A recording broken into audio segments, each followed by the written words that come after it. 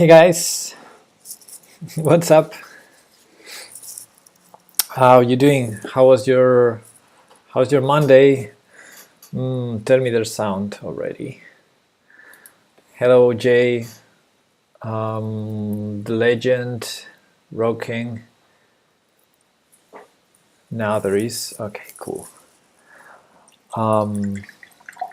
Yeah, Fito was trying to steal the camera. Feels Monday. Yeah, it's been a long day. It will be longer. Can I play a game with you today? Nah, no. I mean, maybe after the stream, but not now.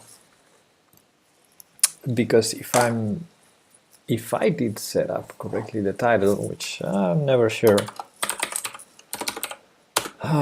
this should be say Endgames. Yeah. So as announced previously, today we're going to start a series of streams on Endgames, but starting from the scratch. So maybe this is very boring and maybe I stop doing it after today or after the next day, I don't know, but for the moment we will try. This is going to be boring but useful. Yeah, maybe we can make it fun somehow. So I had basically two options. Either I was this close to record just a video and then publish it as a video on demand. You could always put the rabbit costume. Yeah, if it gets boring. Yeah. But okay, I decided to stream. Maybe we go slower by streaming, but on the other hand, it can get more interactive. I hope. Let me reject this challenge. I hope we have some interaction. Yeah, I hope you ask questions, and I hope I can answer them. Anyway, I think I'm going to wait until we have. I see 12 viewers now. Maybe I can wait until we have 20.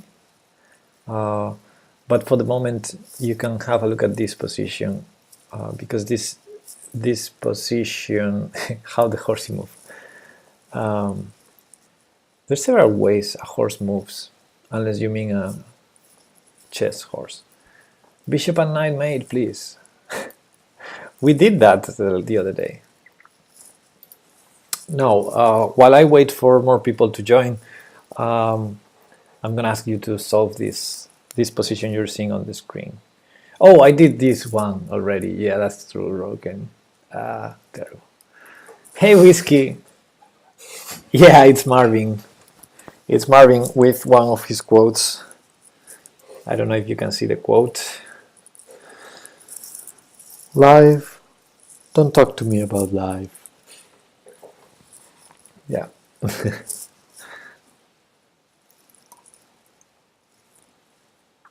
I've done this puzzle already. That's terrible. So let's do a different one. Actually, this is not necessarily. Okay, let's put a different one. Brain size of a planet. Yeah. Can I change the position? No. Okay. So let me add in the final section. Joanna. Hey, Joanna. All right. Hey, Joanna, how you doing? You ready for the Endgames? I should call it compositions, not studies. Let's get down to mating. Whoa.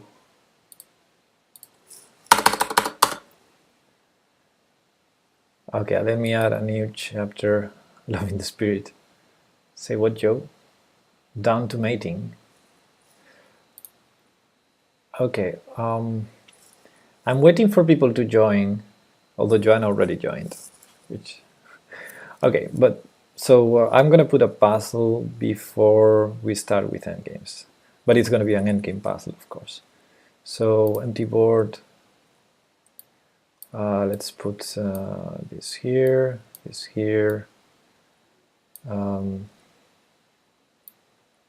Join what? Yeah, people join in the stream, just that. Yeah. Okay, why to play? Create a chapter. Why to play and win, guys?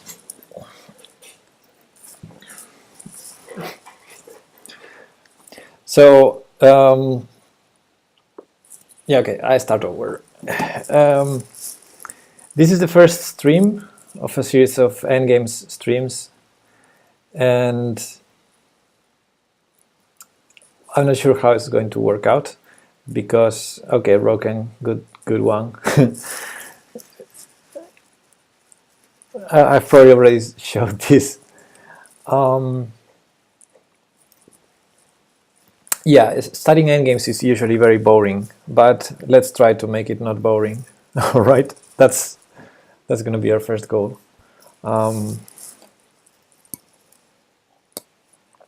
Okay, no one else saying anything in the chat. Well, Roken already gave it up, the solution. Hash says king d6. King d6 is a little bit illegal. There's a pawn here. King f5. Okay, king f5 is a draw. You've shown it before. If you've shown it before, I don't remember. Okay. This is the first move I looked at. Okay, cool. Well done. Because you need to look at forcing moves first. Okay, yeah, the solution is g8. Followed by king e6. We're gonna go there. Okay, king d6 is not legal, of course. King f5 is a draw after, for example, let's say this move. Hey, Martinda. And the thing with this position is this is a draw, because there's no way we can promote this pawn. This is a non... How do you call this, guys? When you're material down, but still it's a forced draw. There's no way the side with more material wins. Fortress, exactly. Fortress is the word. And it's an important word in endgames. This is a fortress, there's no way black can lose here. If we get our king closer, it's going to be a stalemate. This is a stalemate and it's a draw. And how is promoting a win? We're gonna go there. Fortress makes sense, yeah. So it's a fortress because there's no way we can avoid black's king to move g8, f7, then back to g8, then back to f7. The only way is we get closer and we stalemate him. If the bishop was different color, we would be able to check and promote and stuff, but not here. So that's one of the reasons why the solution is to sacrifice the pawn and going for a helpmate, exactly.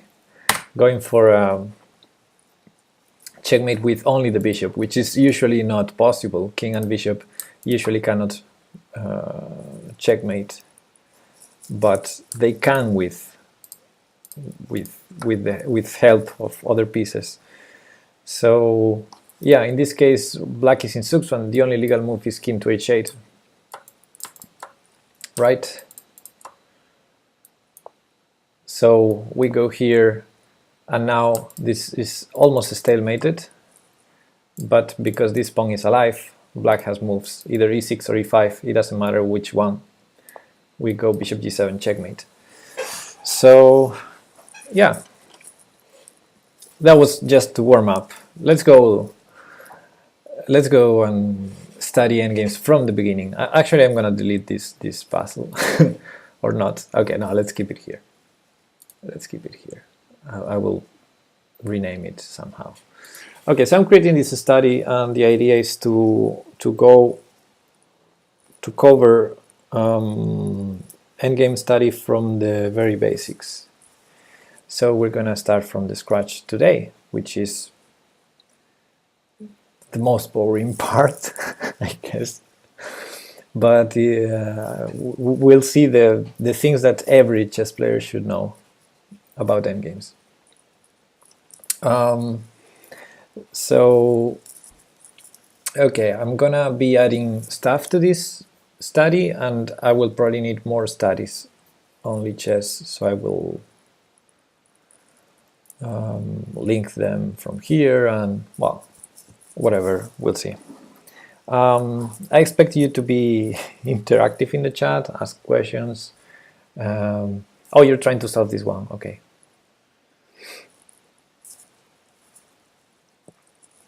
Yeah, this position is a win for white too, but we're gonna see it later. I wanted to talk a little about 3 things we're going to try to cover in this study, because I want to differentiate. I want to distinguish. I want to distinguish between three different concepts. One is theoretical endgames. 3 different things we might refer to when we talk about studying endgames. One is theoretical endgames, another is practical endgames, and the third one is compositions, or studies. But I think I will call them compositions to avoid confusion with lichess studies. So let me rewrite this. You're trying to solve this, right? Endgame compositions. Endgame compositions. And we're going to cover all of them in this study. We'll do this later. Yeah, I'm creating hype. Endgame compositions. Okay. Don't think, guys.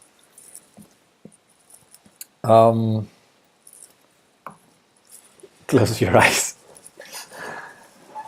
Okay, what do you think this is? A draw or a win? I think I already told. Okay.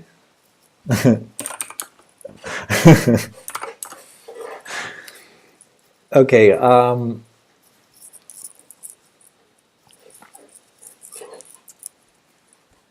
Win for white. Yeah, of course it's a win for white. But okay, no, I'm gonna go. King d5 is not the move. Ninja. You said white won. Yeah, okay. Okay, we're gonna go. We're gonna go to this puzzle later. White wins. Yes. King d5 is not the move. Anyway. Thing is, hello Nur Islam. This puzzle you see here, it's what we call a composition. And I want to clearly distinguish these 3 things: theoretical endgames, practical endgames, and compositions. A composition is just a puzzle, an endgame puzzle of a position that never happened on a real board. Maybe it happened, but we don't know. We don't know it for that. We know it because someone composed the puzzle. And this is one example, and there are many, many examples. And compositions are great because they, as any puzzle, they give you the chance to practice, and in this case, practice endgame skills. Okay, that's about compositions. Compositions are kind of in the middle of theoretical endgames and practical endgames. So what is a theoretical endgame? Theoretical endgame is something you must know, all right? It's the most basic endgames that every chess player should know. Those are the theoretical endgames. And I'm exaggerating a little because there are many theoretical endgames that not everyone must know. But what I mean is theoretical endgames cover those very, very basic endgames that if you know, you can use that knowledge without even thinking on the board. And that's good because well, for a number of reasons. I usually insist in studying endgames, not studying openings, because they have more impact in the result of the games. They are easier to study, they repeat a lot. For example, let's go to a theoretical endgame.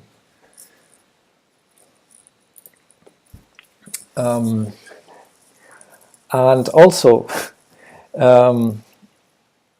you're gonna get them over the board, right? If you study endgames, the amount of knowledge you have to study is very, very little in comparison to openings, for example, and you might study an opening and never get them over the board. You study an endgame, you're gonna get them.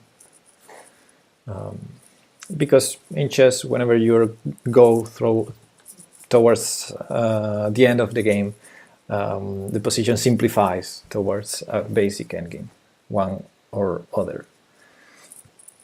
Okay, so when you study theoretical endgames, you study positions like this one. This is very simple. King and pawn versus king. And what you should study or learn so that you can use in the future is who wins if it is a win, or you should know whether it is a draw. And in either case, you should know the winning method or the drawing method. Hey Colombo, can you show us how to checkmate with 5 rooks? No, that's not a basic endgame.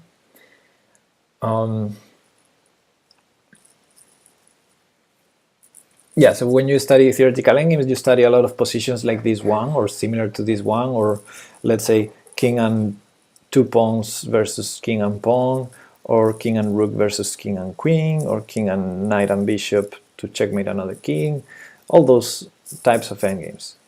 And actually I have a book here, well, I have some books on endgames that I can probably recommend, but this one is one of my favorite, the 100 endgames you must know, and it covers theoretical endgames, just that. So if I have a look at the index, at the table of contents, I can give you examples of what you probably should be studying when you study theoretical endgames. Yeah, lots of things about king and pawn versus king, or king versus pawns. Hey Ninja, thanks for the follow. And also Gurkoats T, thanks for the follow, guys. Yeah, so king and pawn versus king, rook versus bishop, rook versus knight, knight versus pawn in several fashions. Yeah, king and knight checkmate. Queen versus pawn, yeah, that's very frequent too. And those are already 20 endgames out of the 100. Whoa, Dienut is raiding. Hey, thanks for the raid, man. I feel like kings and pawn is no way as simple as it looks. Yes, exactly, Chips, and that's what we're gonna be focusing on today, I think. And then we have rook versus pawn, very interesting. Rook versus 2 pawns, bishop and pawn versus bishop, bishop versus knight, opposite color bishops, rook and pawn versus rook, etc., etc. But not a lot of more things. Hey, Dienut, how was your stream? Thanks for the raid.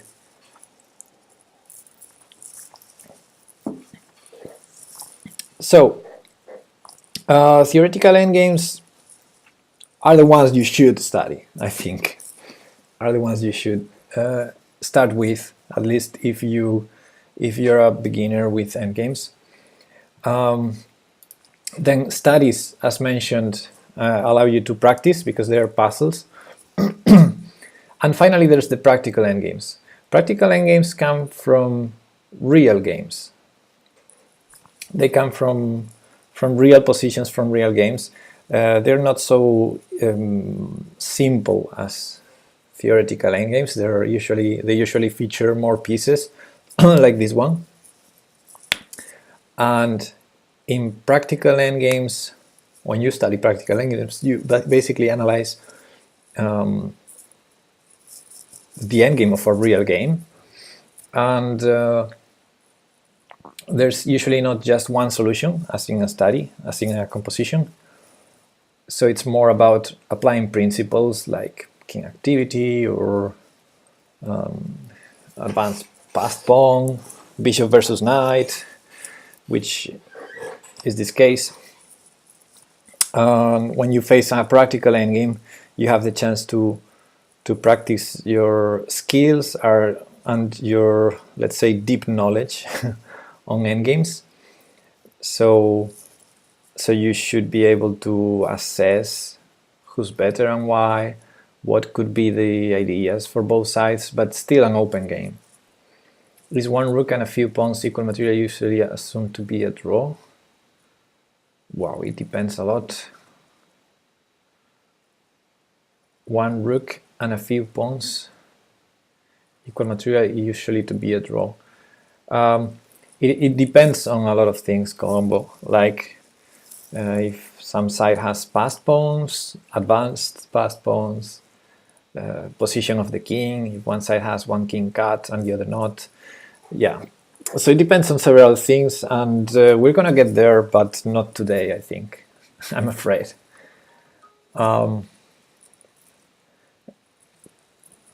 So what I wanted to do today is to start with the theoretical endgames, the most basic ones, which are king and pawn versus king.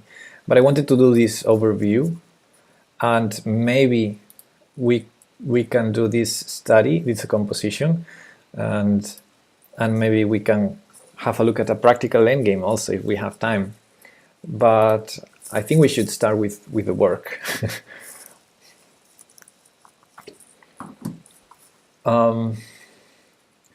So, king and pawn versus king. I'm gonna start adding chapters, throwing positions at you and asking you questions to make this a little bit funnier and interactive. So first thing is gonna be king and pawn versus king. So first question for you guys is, what rules apply in king and pawn versus king? There are a couple of rules that I think should be our starting point, probably. Maybe my question doesn't make sense. Only legal moves.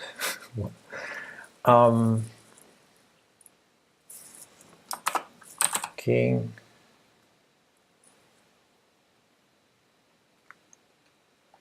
Side with pawn must get king in front of pawn. Oh, that's key squares.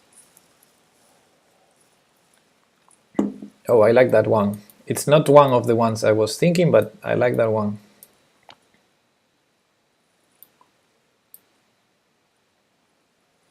Opposition, yeah, that's one of them. Both sides want to get in front of the pawn to block the other. Complement every opponent's move. Let me do this right.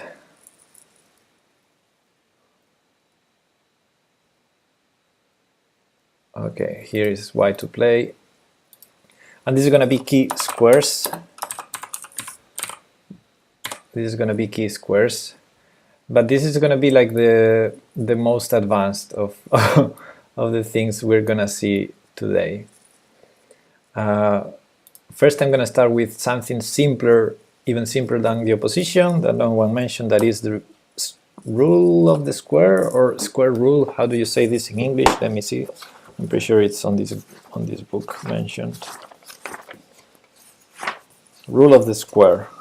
Yeah. Rule of the square. I have a title? Okay. Rule of the square. So let's put this here, here, here.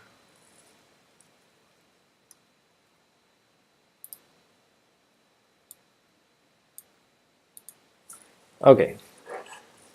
Who can tell me if white wins or whether this is a draw?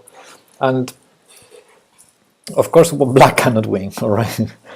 So the only question if this is a draw or white wins.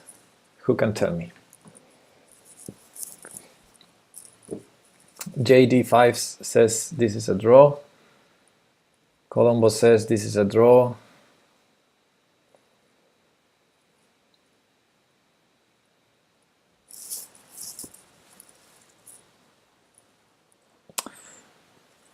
Gurtoasti says draw. Ninja says draw, black to move. Joanna says white wins. Ninja says Ninja did the full answer. Draw if black moves, win if ninja if ninja, win if white moves. Black wins here. Okay, boop beep beep. Get back to the 1 o'clock class. Hash says win if white to move. Yeah, okay. I didn't give you the whole information, I think. Although if you were paying attention, you would see that it's white to move. And since it's white to move, it's a win. I think it's white to move. Yes. Okay. So let's prove this is a win. Well done, Joey. Okay. And take a shot. Okay. And I will assume that you all guys can win this position. Wrong stream, yeah. Okay, now you can count. Oh, you can move do the moves in your mind, or you can count 1, 2, 3, 4. 1, 2, 3, 4. Oops, almost there. Or you can use the rule of the square, which is what we're trying to explain here. Okay, rule of the square is you do a square between your pawn and the promotion square. Too easy, too slow. Yeah, I'm sure you all know this. I'm sure you all know this. I'm sorry to start with this, but we needed to say it. Okay, so if the king is in the square, it's a draw. If the king is out of the square, it's a win. And in this case, it's out of the square and it's white to move. If it's black's to move, black can enter the square, so it would be a draw. So yeah, that's the thing. This is a geometrical method to immediately see whether the king is stopping the pawn or not. A couple of things to say. Some students, I see they have trouble with drawing the square. So I usually tell them to use the diagonal. You know, this corner is easy because it's the promotion square. The corner of the pawn is easy because it's where the pawn is. So I suggest them to use the diagonal to determine this other square, because some people get confused by counting and they do squares like this or like this. So just do this and there's no doubt. Okay, there's a trick. However, every rule in chess has exceptions. So I'm gonna put you the trick here. Rule. You can also just visualize it. Yeah, but sometimes some people have problems, especially the little kids.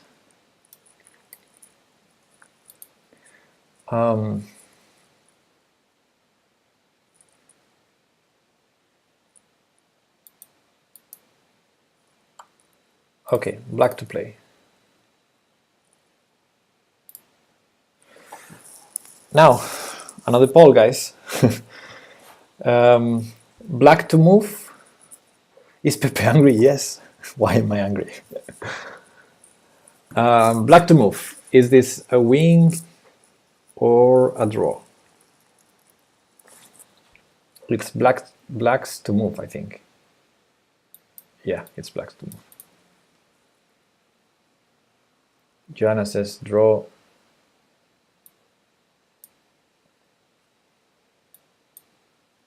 Did you realize, Joanna, that I said tricky rule of the square? According to the previous statement, it is a draw since the king can enter the square. JD5 says draw, but you said it's tricky, so probably not. Yeah. Yeah, this is the only exception to the rule of of the square.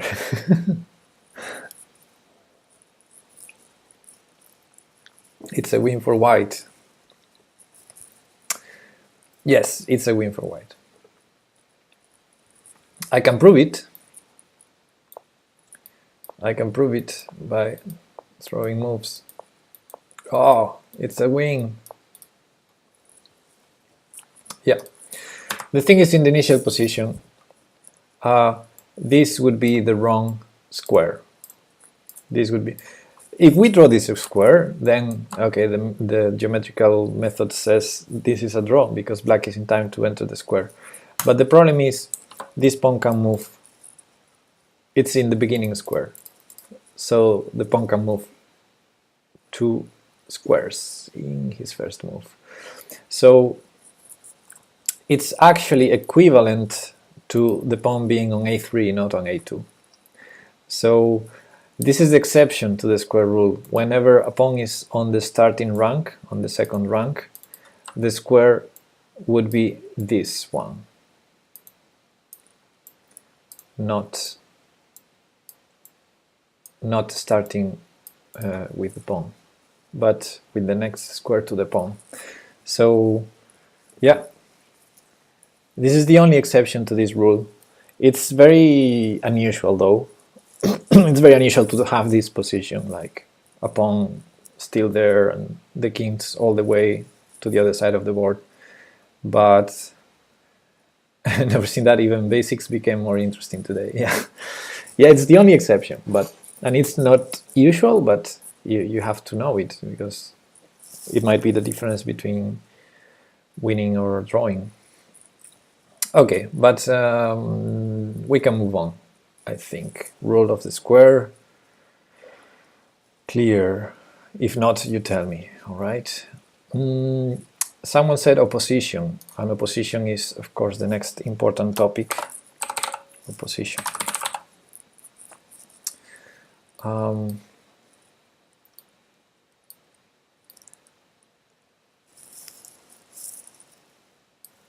Let's do this, for example, white to play. Let's do simple, white to play.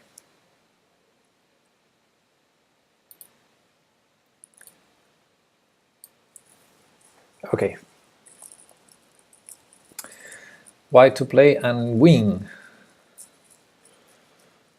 Yeah, I'm already telling you it's a win. There are 1, 2, 3, 4, 5, 6, 7, 8 legal moves.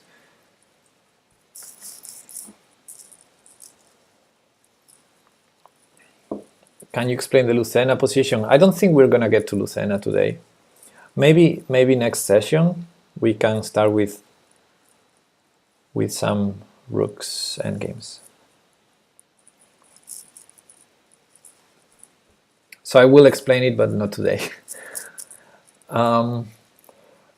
Okay, yeah, king e6 is the only move that wins here. And it uses this technique called opposition, which is really important and basic, especially in king and pawn endgames. Kings in front of each other, they are called to be in opposition. They're opposing each other. They're basically blocking each other in a way. They cannot access these 3 squares because it would be illegal. The other king covers those squares, so none of them can access those squares unless one of them moves, and that's what is called losing the opposition. In this case, it's black's turn to move, so black will lose the opposition, thus will provide white the possibility to access one of those 3 squares, and then it's going to be easy to win. For example, if black goes to the right, then it gives access to this square now, and white will go there, and the king is protecting the pawn.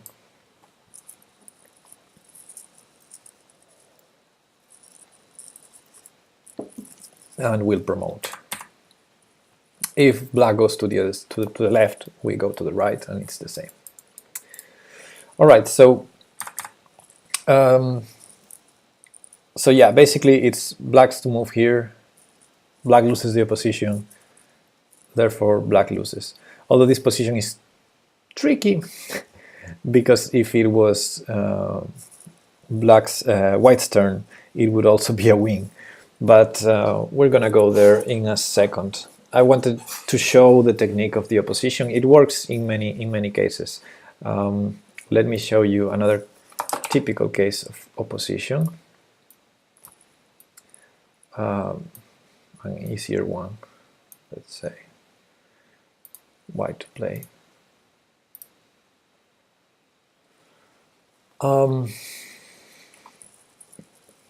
Okay.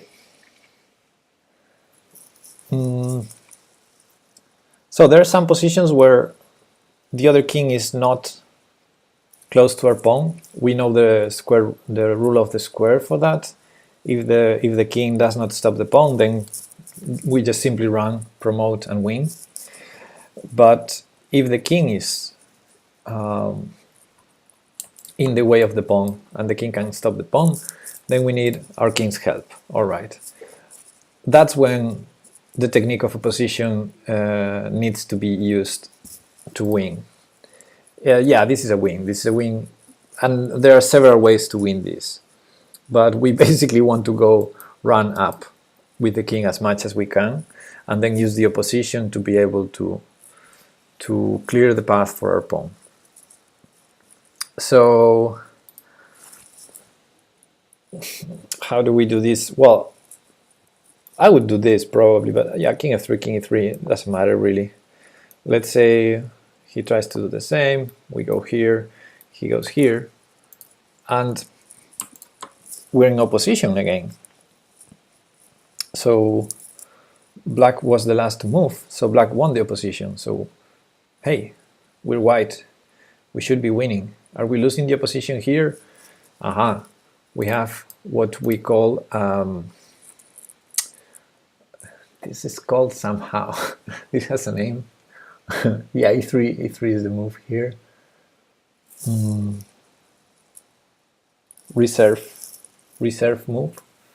Yeah, it's breaking the zugzwang. It's winning the opposition, but I think it's called a reserve move or extra tempo. Yeah, it's when you have a pawn, you basically want to keep it back as much as you can. So when you reach a position like this, you can win the opposition by using this extra move with the pawn. And now it's black's to move, and black has to lose the opposition. So let's say black goes here. We could win the opposition again, but of course we go here.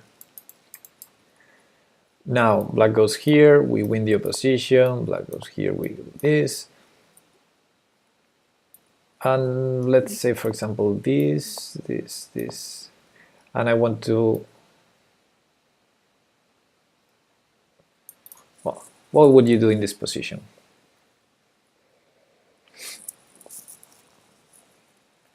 I give you two options basically, king e6 or e5. What would you do here to win?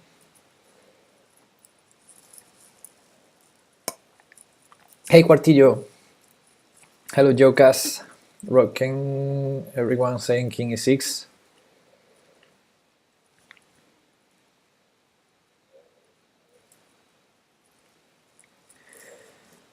King e6, rar, king e6, okay. Everyone says king e6. Well, king e6 wins. Yeah, ninja, both win. Black has no move that doesn't lose then. Doesn't matter. Yeah, I made you choose between two winning moves. But it's good that you chose king e6, because that's the opposition technique. That's the technique of opposition.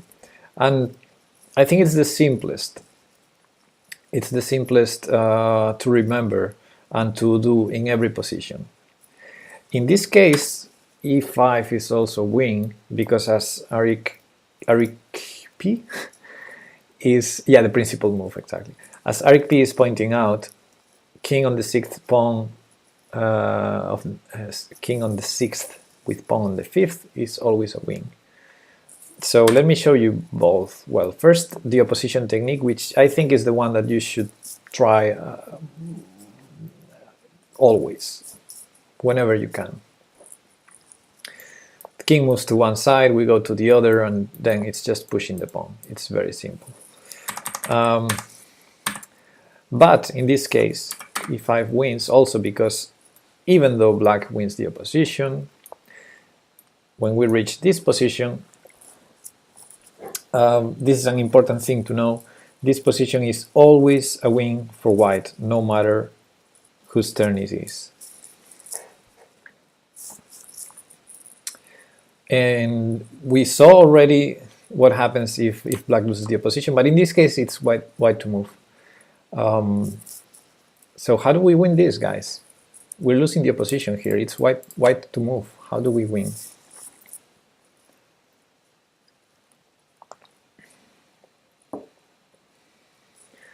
Oh yeah, Ninja, you're right. Even e6 worked. You're right.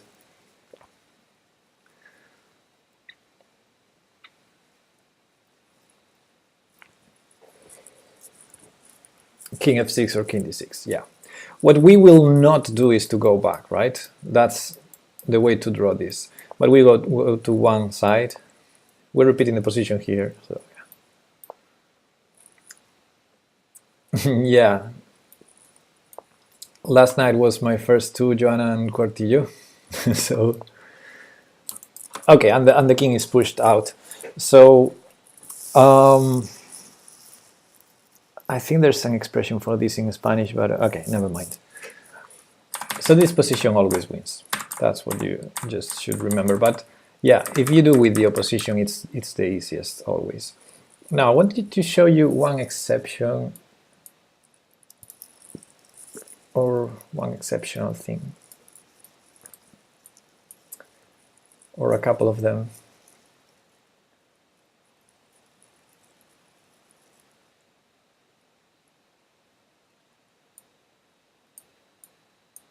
Let's do this. White to play. What do you think? Is this a win or a draw? And how?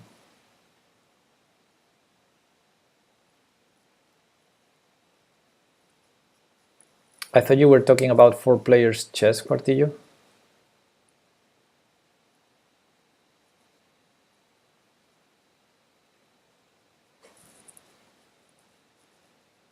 You should try to spoiler less with the way you ask. I'll try. Win for white same way. G6 and B6 are not winning pawns. We have some discrepancies here. Oh, wait, win. Wait.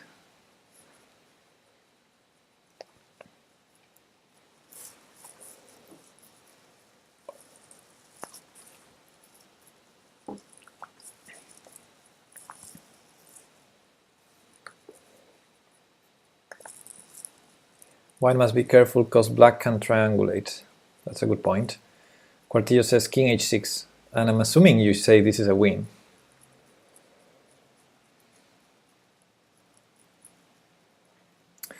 Quartillo probably studied this already. I'd go king f6. Okay, so this is a win, the same as it was a win in the middle of the board, but this is a little bit tricky. This is a little bit tricky, but it's a win, yes. And both moves, king f6 and king h6, lead to the win, or we could say that. I mean, king f6 is not a draw, but eventually you will get back to the same position and you will have to play king h6 to win. So we could say king h6 is the only way to win this. And I'm going to prove my point. Okay, first of all, king f6 is faster. No, king f6 is actually longer. Oh wait, or am I mixing? No, yeah, king f6 is longer. So let's first show how to win in the easiest way, which is king h6. So it's maybe counterintuitive to go to the corner, to the side of the board, but okay. If, again, all these theoretical endgames, you study them, you know them, and you don't even reason. You have it on the board and you know, okay, I have to go king h6. Hey Strider, no, I won't. Sorry. Are you? Okay, so king h6, obviously black is going to go king h8, otherwise, I mean, if white goes to the f file, Kill Delicia, hey, thanks for the follow. Yeah, if black goes to the f file, we go king h7 and we promote. So black is going to go to h8. And Sariki, thanks for the follow. Just winning, why did you say exception? Maybe I didn't say exception, and I said it was tricky, and I'm gonna show why king f6 is tricky. Oh, hey, nice, Strider. Good luck with the tournament then. Great follower alert. Yeah, to follow in a row. Okay, and this is forced. Black has to go here. After g7, black is pushed out of the board. Out of the board? What? Is this sumo? No, it's pushed out of the promotion square towards the center of the board. So we will promote, right?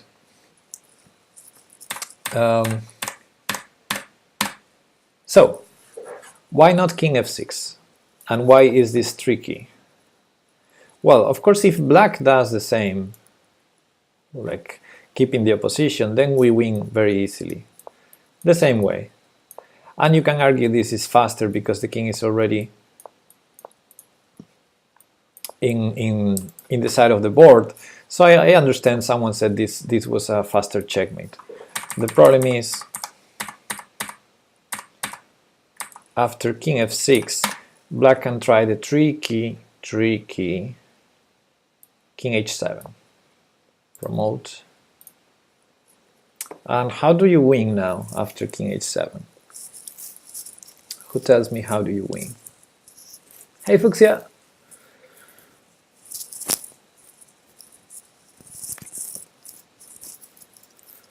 King f7, says Ninja Ping. Okay, I'm gonna try king f7. Well, of course, king f7 is the only move. If you go g6, after king h8, it's a draw, right? Do we see this?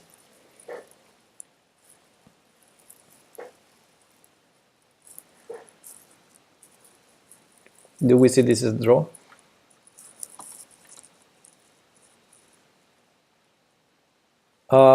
I think I didn't, Fuxia. I'm gonna check them. I'm gonna check that out. Thanks for the link. I'm gonna open in another tab. Okay, so this is a draw because if we push the pawn, this is a typical position where, oopsie, if we want to keep the pawn defended, we have to stalemate our opponent. This is a stalemate. And the other move here that doesn't give up control of the g7 square is king f7, which is a stalemate also. So that's tricky. That's tricky. g6 check after king h8, it's a draw. If we do any other move, the king just goes in front of the pawn, which, by the way, we didn't mention. The drawing method in these kind of positions, you just keep your king in front of the pawn. How do you actually draw red arrows? There.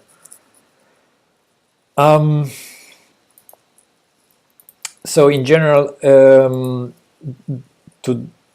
whenever you get this, the pawn further advanced than the king, it is a draw. But if you are defending, you have to be careful how to do it. You have to keep your king just in front, in the two squares in front of the pawn. It's not so hard to remember, but that's the drawing technique. So in this case, this would be a draw if we play g6. That's why after king f6, we were seeing king f6 and the tricky king h7. We have to go king f7. Rekiem, thanks for the follow. Then after king h8, which is the only move, how do we win? Again, g6 is a stalemate.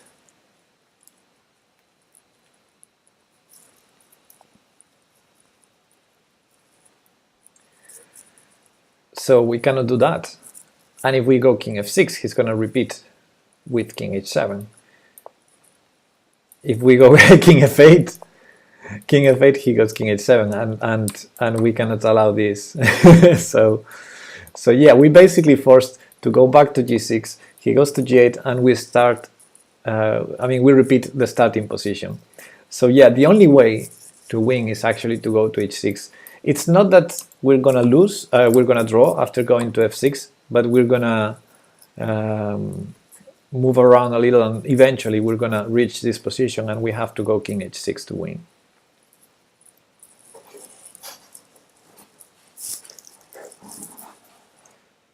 I know your opponent with how bad you and still win. Yeah.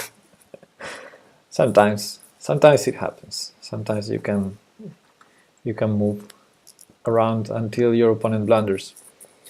But yeah, okay. So this is the only trick with the so-called knight pawn, and of course there's the other situation that we all know, I guess, and you can tell me whether this is a win or a draw while I grab a drink. How's the stream going, guys? Is it too boring? I'll be right back.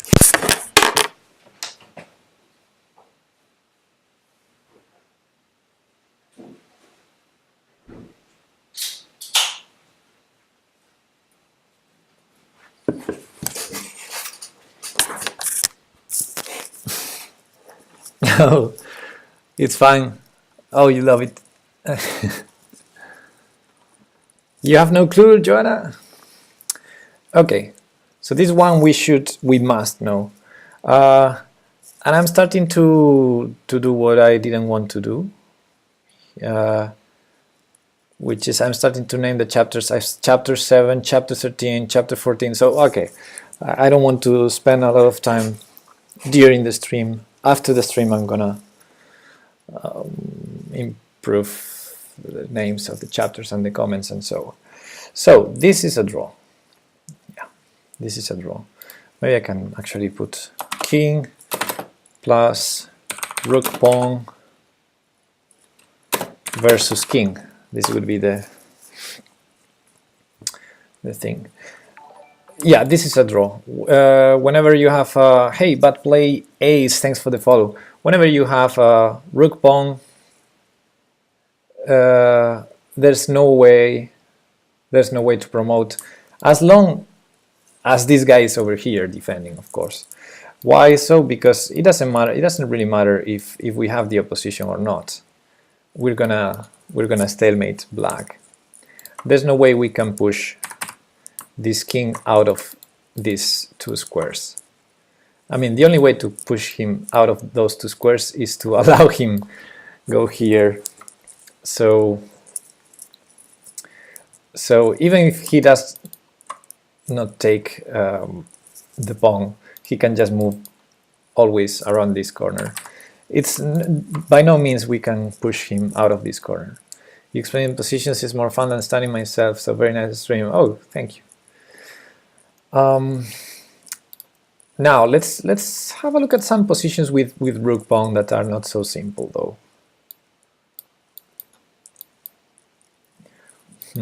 Let's put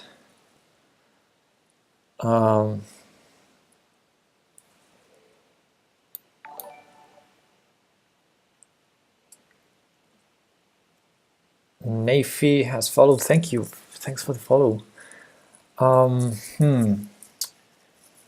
Okay, this is a wing, of course.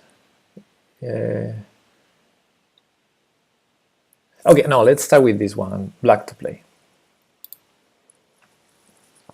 Black to play.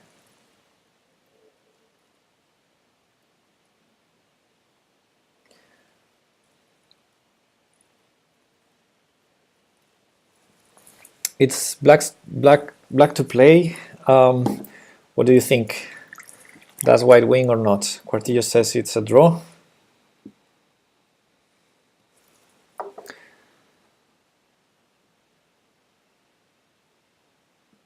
Oh, sorry, Strider. Oh, are you? Oh, sorry. You know what? I actually watched you the other day, so I already knew you were 20th. Sorry. Sorry not to read that out loud. You spam in the chat.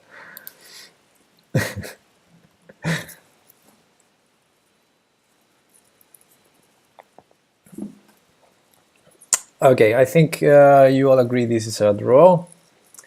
And yeah, the thing is, if it was white to move, white would win with king g6, which we could see, by the way. But okay, black's to move. Of course, the strategy is to go towards the corner, and black is in time to go there. And if we push the pawn, then we reach the position we already saw. And if we go with the king, we're not in time. And it's going to be a draw. We cannot stop this. Usually you want to reach this position. It's not important to reach this one. If you reach this position, you're going to have the draw. Let's put just the same position with white to play to show how to win, which is more or less obvious. We need to do this, which you can think of as a lateral opposition, maybe. You're basically cutting the opponent's king, so the king cannot go towards the corner. And if the king tries this, we stop it. And we're going to promote. But now let's put an example that is maybe not so obvious.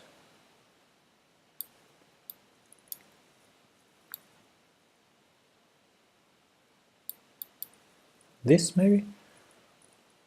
Yeah.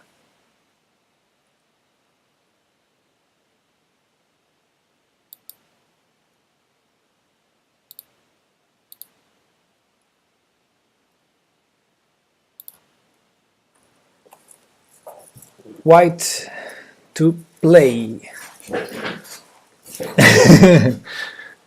Okay. Sphinx says draw. Strider says draw. Okay, everyone agrees it's a draw.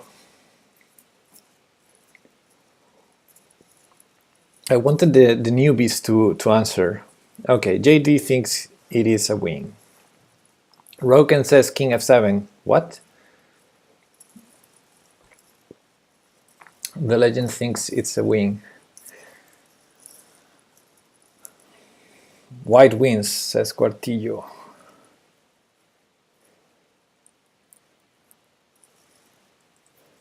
Oh no. Oh no. Oh yeah, Roken, that was your point. Okay. Maybe a draw. Maybe a draw. Okay, looks a draw for me. Hey Bushed, what's up? Well, this position is a draw. Even though black's king position is very suspicious. Of course, white is going to take the pawn, move the king if possible. That's the problem, it's not going to be possible. Hey Bush, thanks. Hope you're fine too. How you doing? So yeah, white's plan is to take the pawn, move the king, and push the pawn. And black's king seems in bad position. It's cut by white's king, and it's also behind in one row down. So it's like the worst position ever. Still, it's in time. So maybe we could do a visualization exercise, but basically whenever the king moves, we can keep moving towards it. So the king is here, we're gonna be always here in the distance of a knight jump. That means whenever the king is here, we're gonna be here.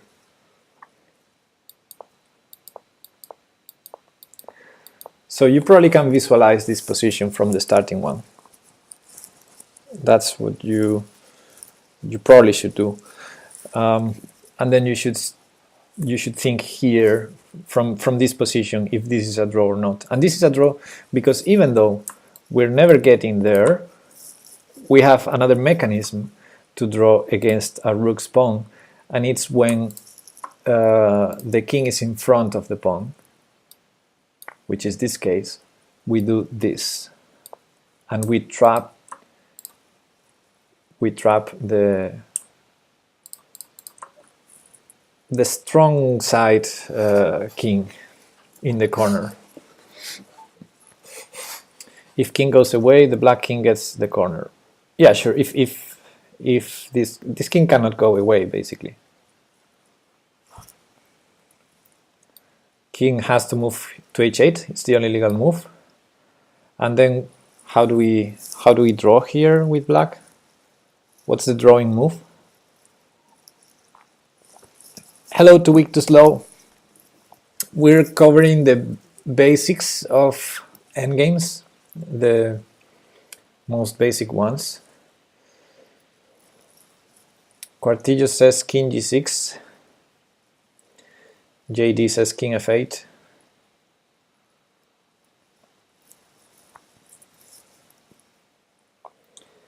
King f6 or king f8. Offering a draw, obviously. Well, so far Gurkotasti's answer is the best, I think. King g6 or king f8. Yeah, both of them, king g6 and king f8 draw. I would go king f8. It's an automatic for me to go king f8. I think it's it's automatic because you keep the opposition so the king never escapes. King g6 is a draw too. King f6 loses. Okay, this is a draw because the king never escapes. So if he goes back, we go back, and that's simple. And the moment he pushes the pawn, we go here, and the stronger king is stalemated. Yes, this is a sexy draw. But king g6 also draws because we hit the pawn. The king cannot defend it, so he has to push the pawn. Then we go for the same sexy stalemate here. But that's like the tricky line. I mean, why would you do that if you have the simple way to keep the king trapped? But yeah, in this case also works. Sexy stalemate, yeah. And king f6, on the other hand, king f6 loses. King f6 loses. How does white win here? Who tells me how does white win in this position after king f6? King g8, exactly, Roken. Exactly, Quartillo. Exactly, JD, Jim, etc. Yeah, king g8. Of course, if white goes h7, we have the same stalemate trick. So white to win has to go king g8. And now there's no way to stop the promotion. King g9, rawr. Okay.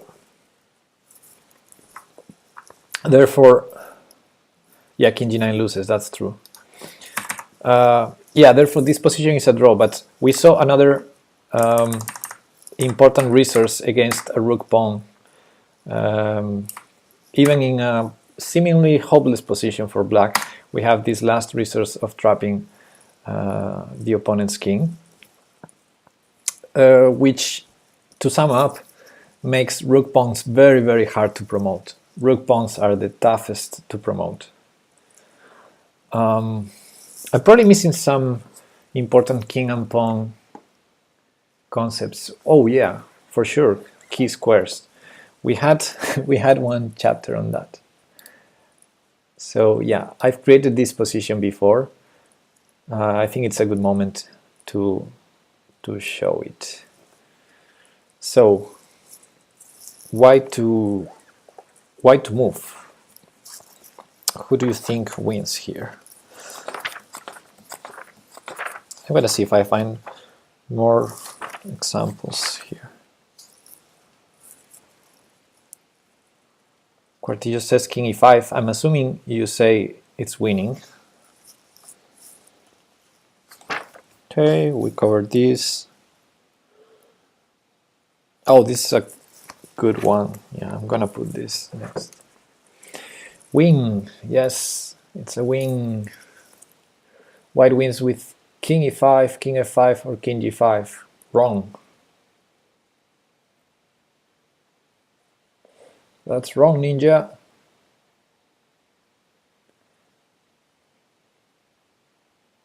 King f5. Nope.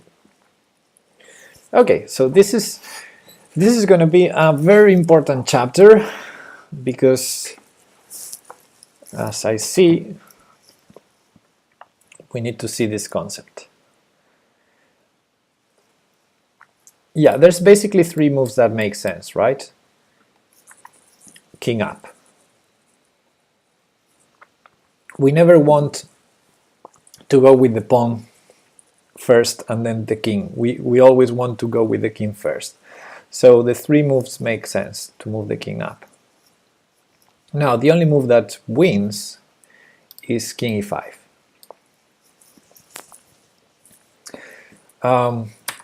How can we? How can blocking the pawn be the only winning move? Okay, let's show what happens, for example, after king f5. Loses to king f7. Well, draws to king f7. Yeah. So black wins the opposition here. How do we win here? Well, we don't win. So that's the point I wanted to make. Yeah, king f5 allows king f7, winning the opposition for black. So what do we do now? We don't really want to push the pawn. We don't really want to push the pawn. But if we put the king here, he follows our king, and black wins always the opposition, and there's no way to make progress unless we push the pawn. But if we push the pawn, this is a draw. We all know that. But again, I think this is a good moment to refresh how to draw this with black. What should black play here to draw?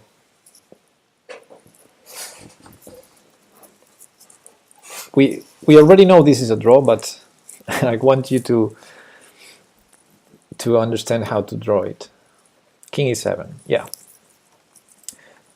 Whenever king e7, king e7, king e7, okay, perfect, perfect. Whenever the king is no longer in front of the pawn, the strategy is always to have the defending king in front of the pawn. So we go here. Ideally, we will use these two squares. We cannot use e6 so far, so we go to e7. And our next move is going to be king e6. If the king moves. The king moves, we go king e6, king e7, king e6. We do that all the time until he triangulates, so we can no longer go here. Then we keep the opposition, and we're basically repeating. And then there's this situation where, let's say this, they push the pawn again. Where do we go?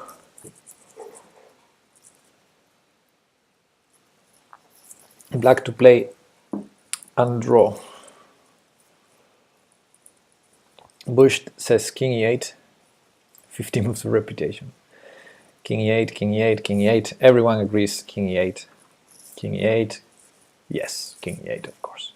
Always go back and forth. Yeah, always use the two squares in front of the pawn. It's easy, right? Easy to remember. Easy to remember. In this case, for example, king d8 would lose because white will win the opposition. And after we do this, we're forced out. Oopsie. So yeah, just simply go back and forth, and whenever the king approaches, we grab the opposition. For me, this way of thinking helps. White can't take opposition on the square the pawn is at. Okay, makes sense. So you go to this square because this square is not available for white's king. Makes sense. You got me hooked on the two-knight pan checkmate, Pepe. Never got it done. Okay. So all this comes from a winning position that we managed to draw by playing king f5. Yeah. If king g5, wait, how does black draw here? This is also drawing. I think I already gave it away with my mouse.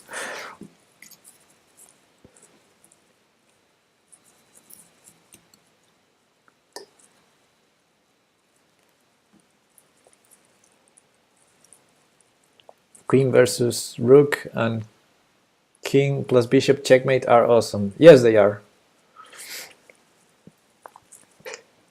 Two knights and a pawn checkmate. Yeah, I like that one a lot.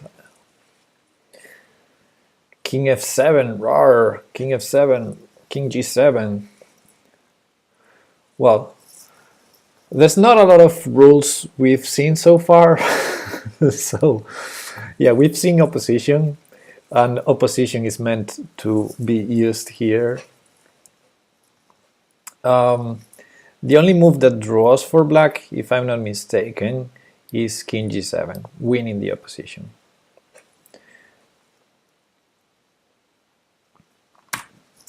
If you go king f7, then white wins the opposition, and eventually black will lose the opposition while in front of the pawn, and we're gonna have our usual path to promotion. So black must keep the opposition. King f8 also loses the opposition to king f6. So the only move that wins the opposition for real is putting the king 2 squares in front of the opponent's king. So king g7 is the move that draws here. Because if the king goes towards the pawn, we keep the opposition, and we're basically repeating the same line as king f5, king f7. And if white pushes the pawn, then the pawn is no longer behind its king, so we can already move towards it. We don't mind now losing the opposition because, of course, we're already in front of the pawn. And as someone pointed out, the king cannot occupy the same square as the pawn, so no longer an issue not having the opposition. Okay, so now that we explored how king f5 and king g5 draw, it's pretty clear that, as Sherlock Holmes said, when every other option is not possible, this has to be the one, right? So king e5 has to be the winning move. And the thing is, how does black win the opposition now? There's no king e7.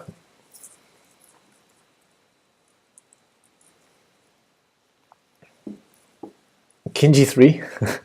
What?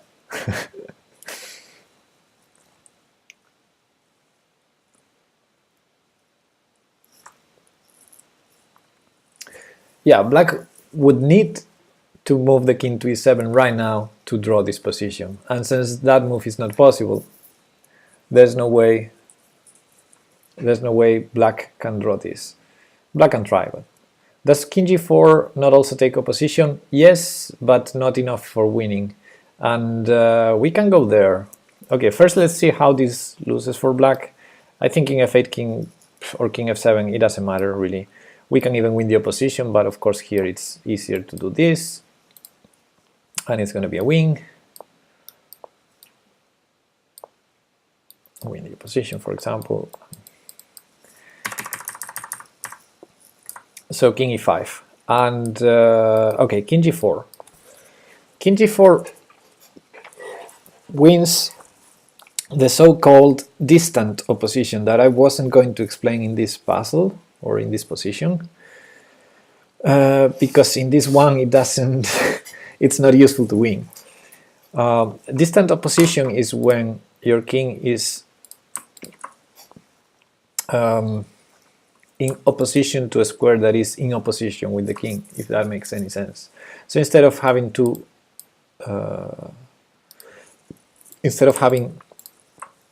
one square between the kings, you have 3 squares between the kings. That's called the distant opposition. So this would be opposition, this would be distant opposition, and I think this has a name too, like super distant opposition.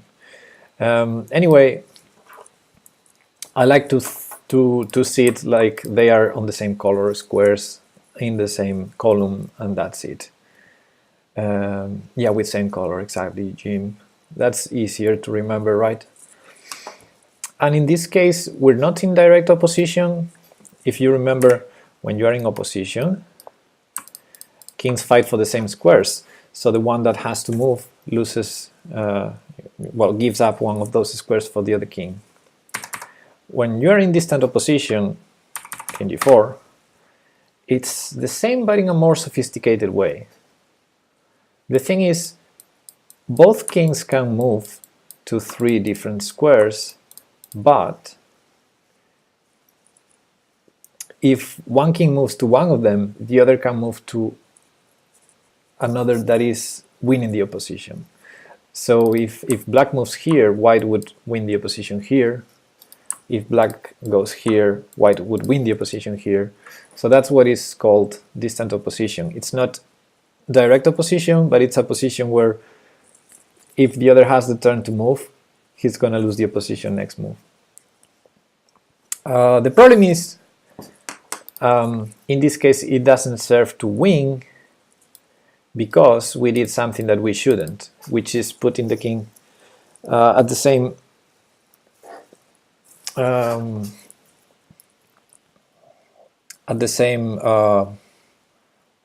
level than the pawn. So I think this is not winning now. Yeah, no, it's not winning. Now, for the special prize, which I don't have, but this is a difficult question. How does black win this? How does black draw this position? What is the only move to draw this position as black? Because this is almost winning for white. White has the opposition, the distant opposition.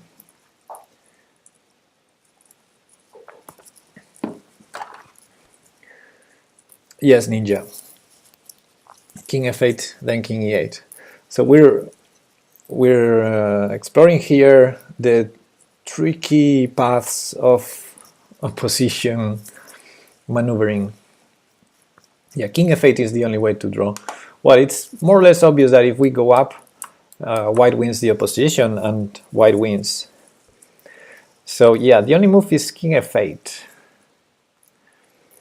And the trick is, if white moves out, we're going to win the opposition, right? If white moves here, we're going to win the opposition. Or probably even go in front of the pawn already. So white can try to keep the distant opposition, right? So now if we go here, white wins the opposition. If we go here, white wins the opposition. If we go here, white wins the opposition. But we can go here. And now is where that rule that, who said that before? Who was that said this rule that you cannot put the king in the square where the pawn is? Yeah, the thing is now white, to keep the distant opposition, white would need to move the king to e4, right? And white cannot do that. So white cannot go here, white cannot go here, so no way to keep the opposition now. And this is one of those positions where this trick is, well, trick, yeah, it's a thing that happens sometimes, to use the pawn of the winning side or the stronger side to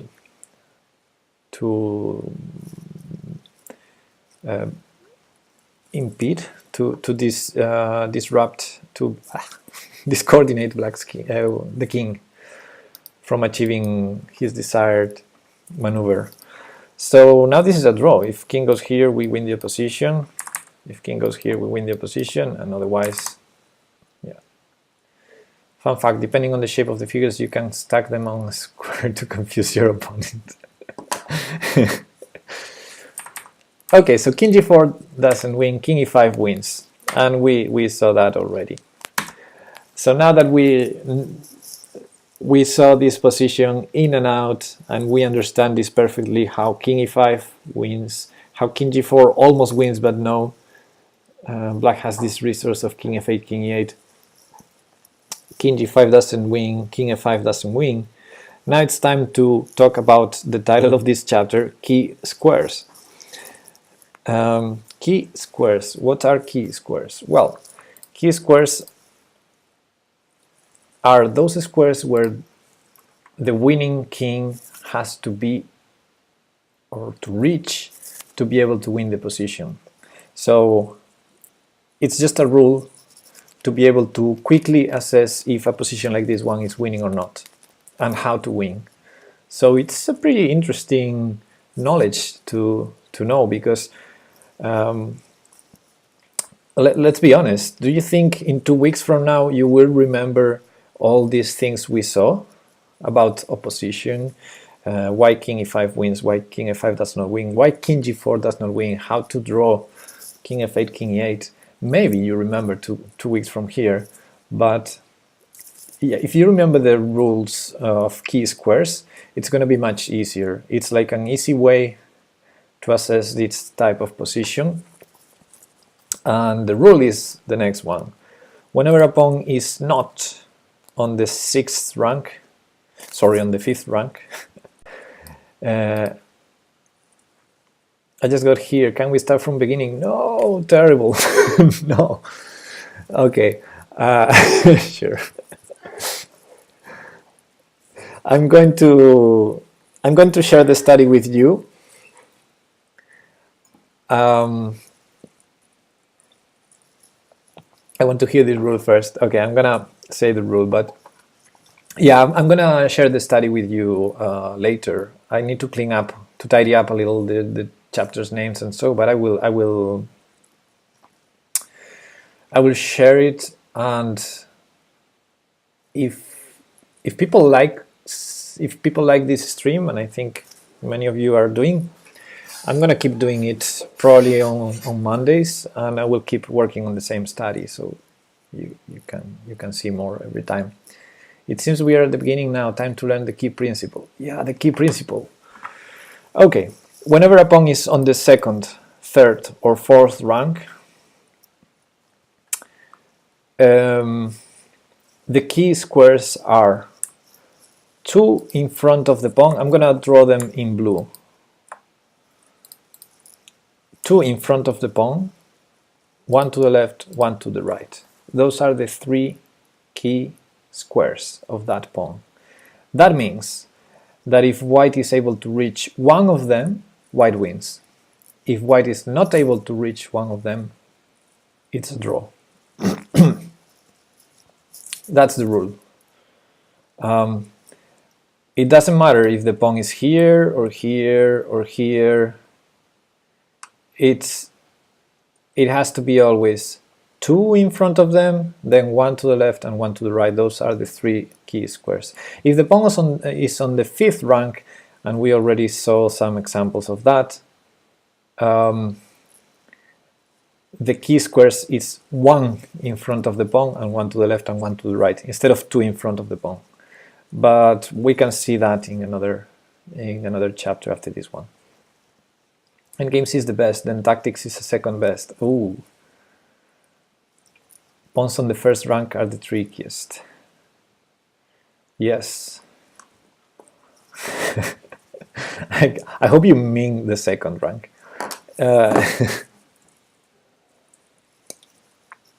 Okay, so if you have this knowledge, like you see this position, you see the 3 key squares, because you know they are those 3 squares, then you can solve immediately this puzzle, this position, because you know white must reach one of those 3 squares to win.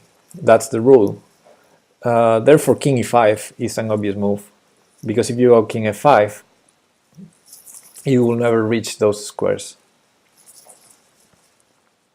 But king e5, black cannot prevent, let's say yellow. If we go king in red, maybe Let's not, yeah. If we go king e5, black will never prevent king d6.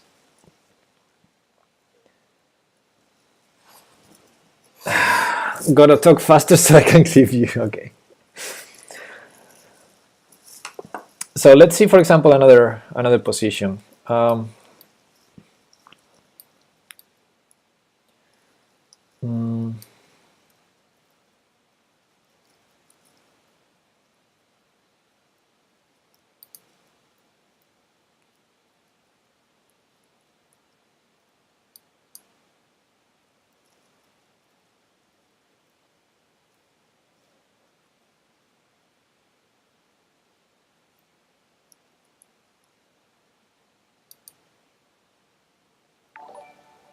Okay, I cannot do that.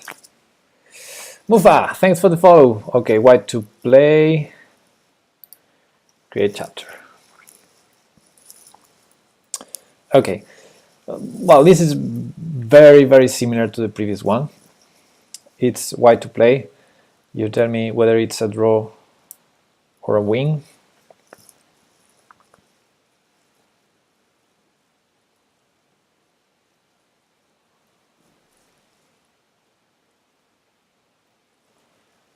Mufa says it's a win.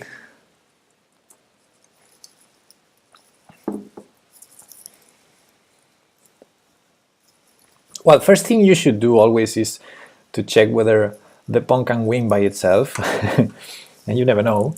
So, okay, we already know the square rule, and of course black's king is in the square, so the pawn needs help to promote, right?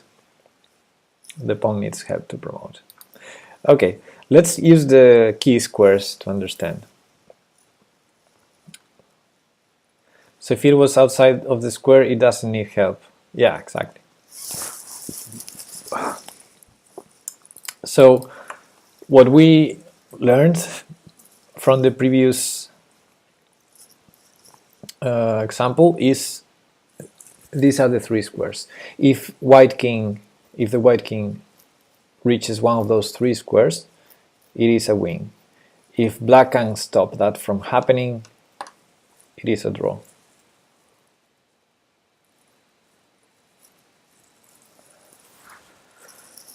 So yeah, it's gonna be a win.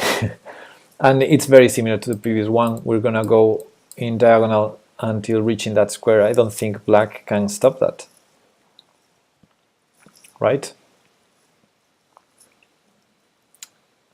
Black cannot stop that in 1, 2, 3, 4 moves. Black will go 1, 2, 3, and our fourth move is already stepping here.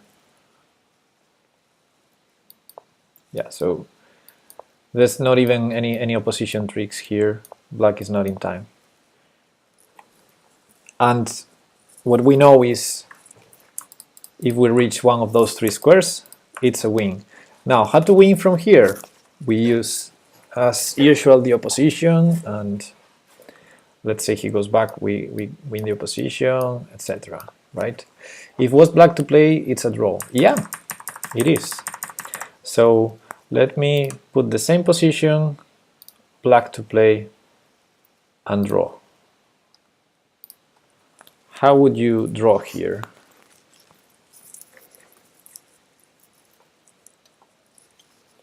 You need to stop white's king from reaching these three squares.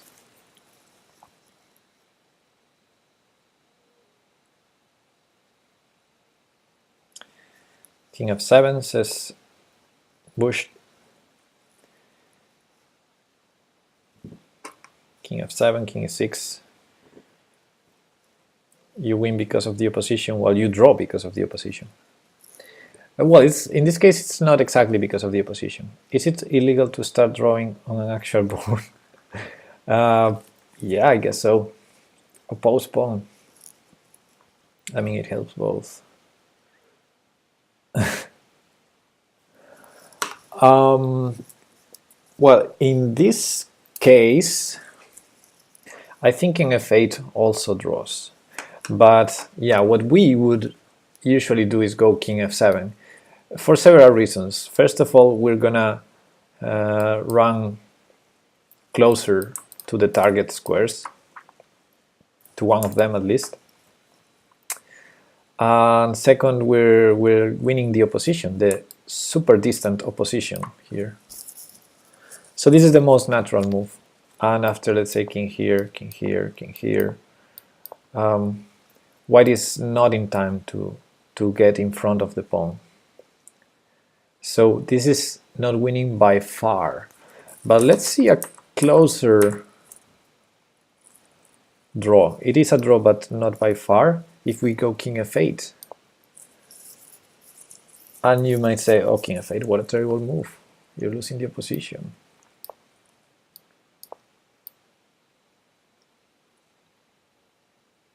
Well, actually, it was a terrible move. Oh, no, yeah. Okay, it's still a draw, it's still a draw.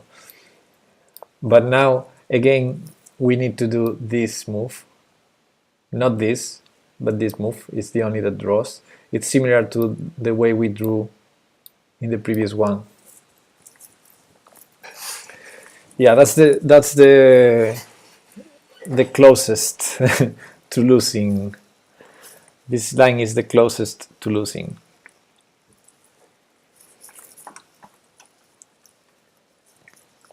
Did you see what happened there?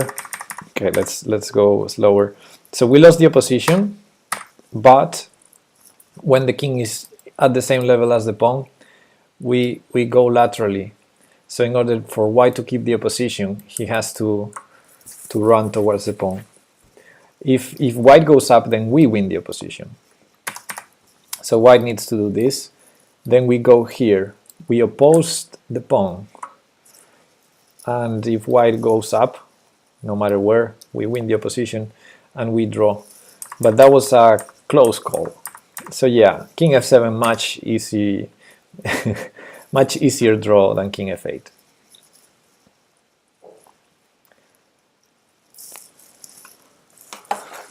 Now I think I had an example here from the defending side.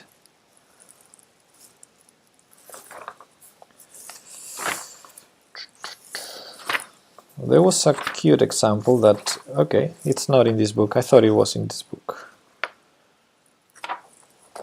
But I can make it up. Hey, Pluku, yeah, it's Marvin. Look at that. Life. Don't talk me about life. Okay, let me put this example. Let's say, how do we do this? I think something like this, maybe.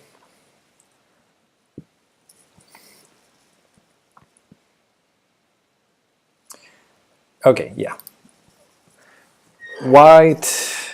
It is white to play.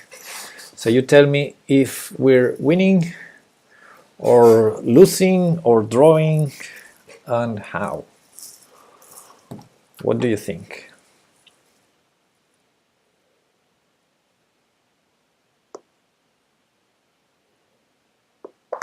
Grammar saves lives. Yeah, Pluku, you were fast. You were fast. And Mufasu says the same.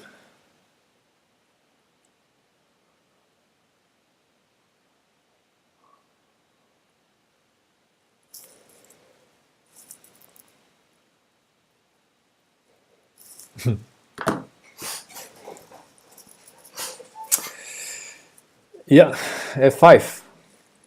And it's a draw. And it's a draw. And it's the only way to draw. And we can understand this puzzle either calculating it or using the key squares concept, which I'm gonna try and do because we're explaining here.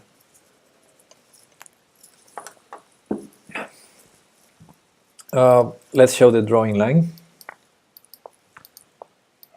Yeah. So how to lose this? Well, we can lose this in very different fashion. If we try to run towards our pawn or towards, being in front of this guy, it doesn't really matter whether we win the opposition, because we're going to lose the pawn, and even though we have the opposition, black has this extra move to win the opposition back, and we're lost. And yeah, whenever the winning side reaches the key squares, it doesn't matter whether we win the opposition.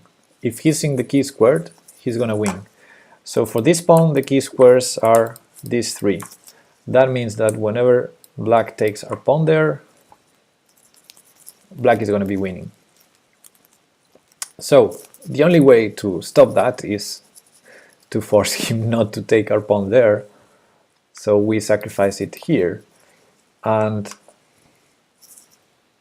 what we achieve with that is also that the pawn is now at the same level that the king, not behind it. So now the key squares are one step further.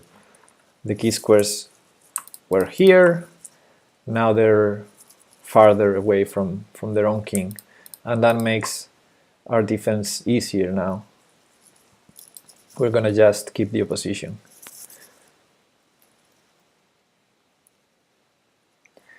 Why can't he push pawn? Well, that's a draw too. Yeah, he can, but then it's an easy draw because our pawn is alive. Okay, this would be a draw. We keep the opposition, and no matter where he goes, we basically win the opposition. If he goes here, we might even go here.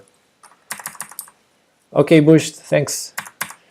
Yeah, if he advances the pawn, then it's an easy draw because our pawn is alive, so he's gonna have to go after it, and we're gonna be in time to block the pawn. For example, the simple move, this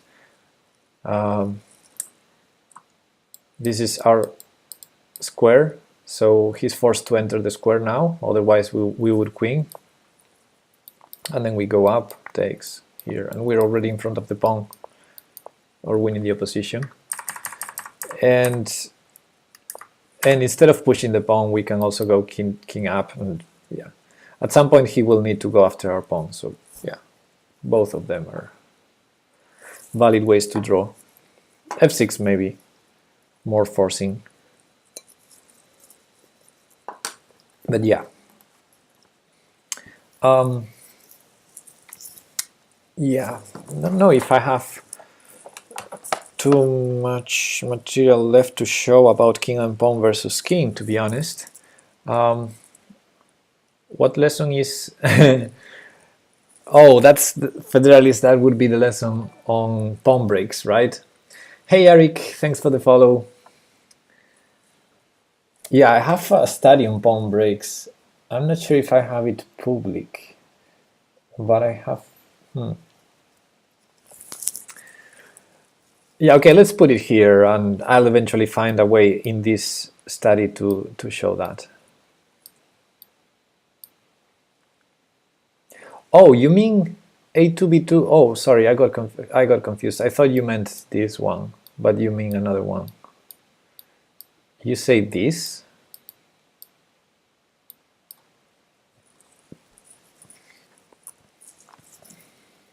I mean, that's a draw every way.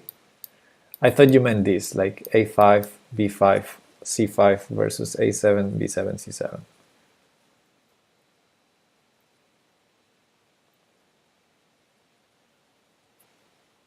But that's going to be a lesson for another day, I think.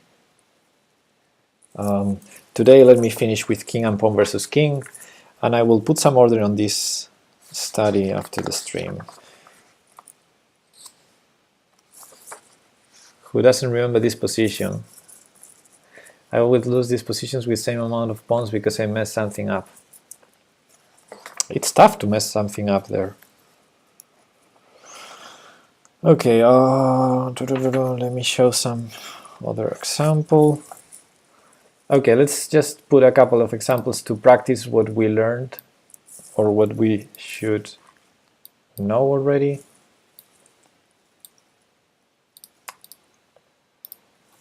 Why to play and win.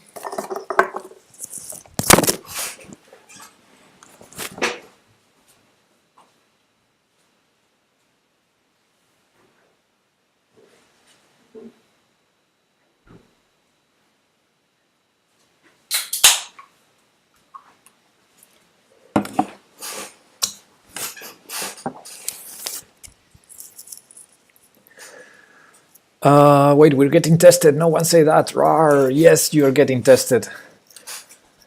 It's easy to lose king and pawn endgames by trying too hard to win. Yeah, that's right. Hey, okay. Hello.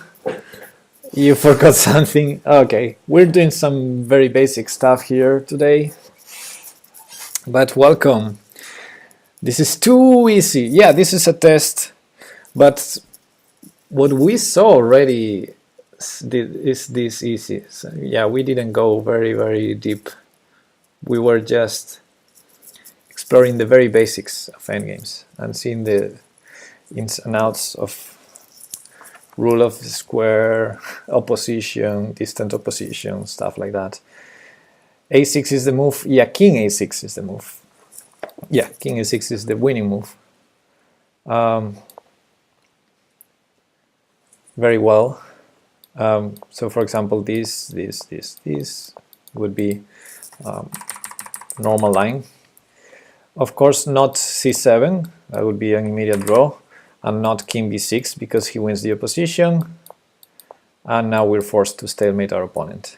So king A6, very well.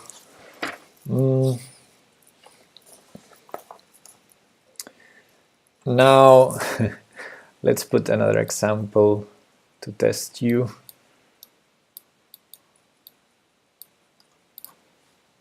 White to play. Is this a win or a draw, and how?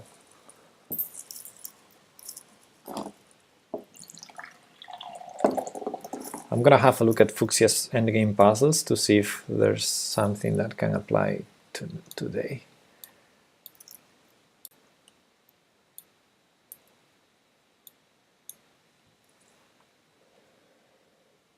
Oh no, they're more complex. Okay. Oh, I think I saw this. Yeah, I think I saw this. Win for black, cause I resign. I feel like this one is hard. Is it? I think only, it's nothing that should be new for us, this puzzle. Yeah. The key square is one above pawn. That's right. Those would be the key squares. That is right. Pepelu any good at king queen versus king rook? Sort of. I practice it a lot, but against Stockfish I struggle a lot until I struggle a lot between the third and the second rank.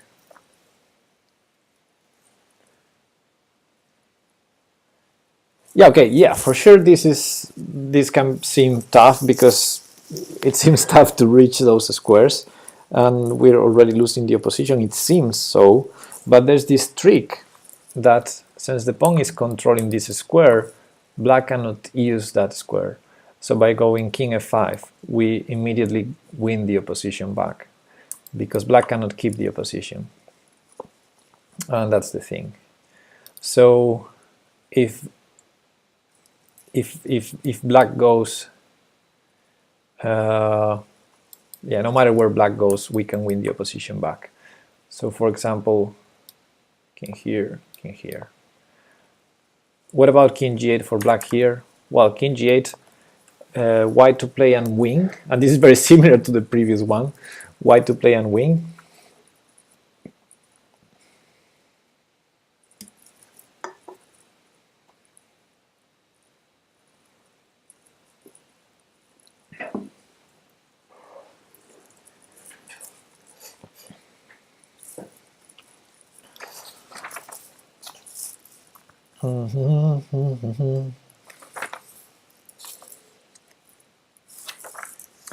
King g6. Yes, ninja. King g6.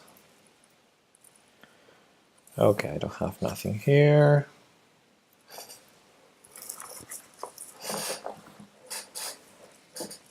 Of course, we keep the opposition. I saw a good one today. White king on c8 and pawns on b5 and h2, and black king on a7 and pawns on a6 and b7. Okay, we might do that to finish the stream. I wanted to do one composition and one practical endgame because I think we're more or less covering already all the king and pawn versus king. Yeah, king g6 wins the opposition, and we're gonna win in this fashion. Okay, let me see. Yeah, of course, after king g8, king f6 would be a draw, right? We cannot allow this. This is a stalemate. So let me see what OK says. That could maybe count as a composition. White king on c8, pawns on b5 and h2, pawns on a6 and b7, and black king on a7, pawns on a6 and b7. Okay, and white to play, I guess. Oh, yeah, I know this one. Okay, yeah, but this is too long for this. This is, yeah, I know this one. Oofda. We're gonna spend a lot of time here.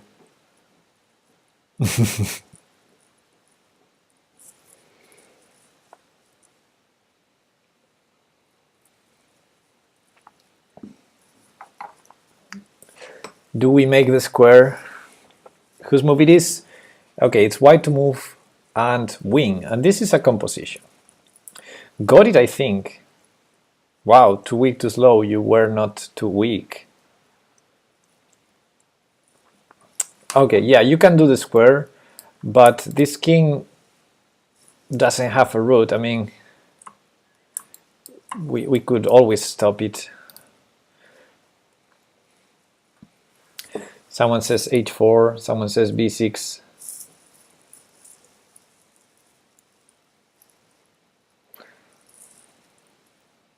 No one says king c7.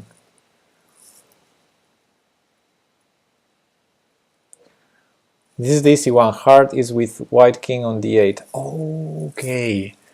Okay. Then I got it. Then I was pretty confused with that one.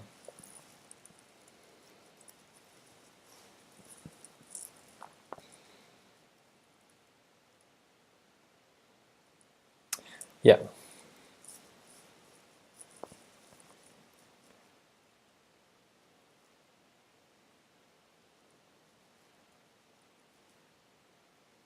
When we queen h pawn, we stop him from queening. Yeah, we stop when we queen here. We're gonna stop the a pawn, but not the b pawn.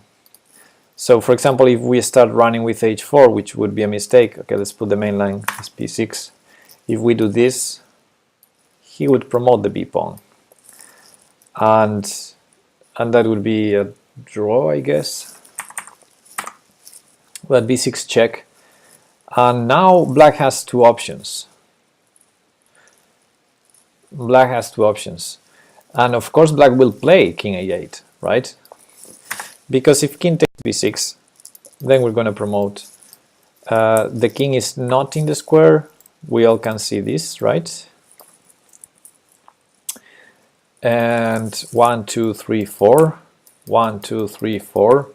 We're going to cover the promotion. So black is going to play king a8.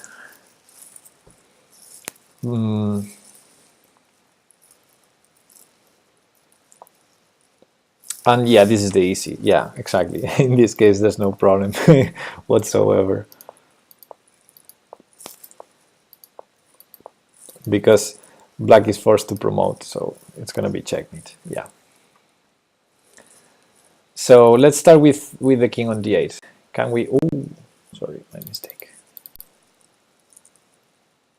There's supposed to be a stalemate with king b8. Yeah, but that's because our king is on c8, not on d8. So let's have a look at that one. Why not?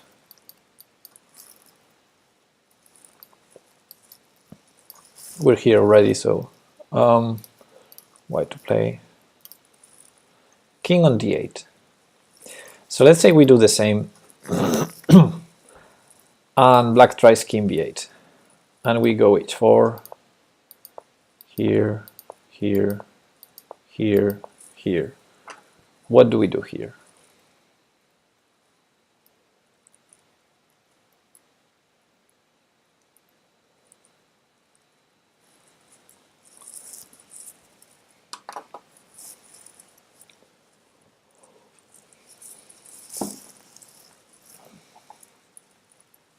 King d7. Well, king d7 is risky.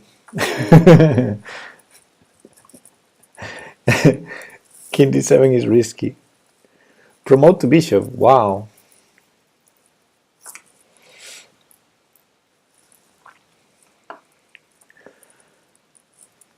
Yeah, king d7 he promotes and controls our promotion square. If we promote to a rook, being clever, we're not clever.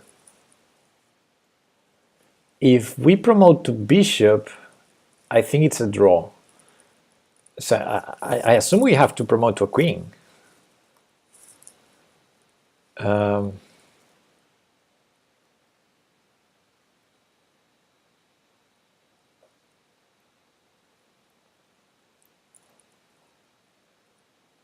then check.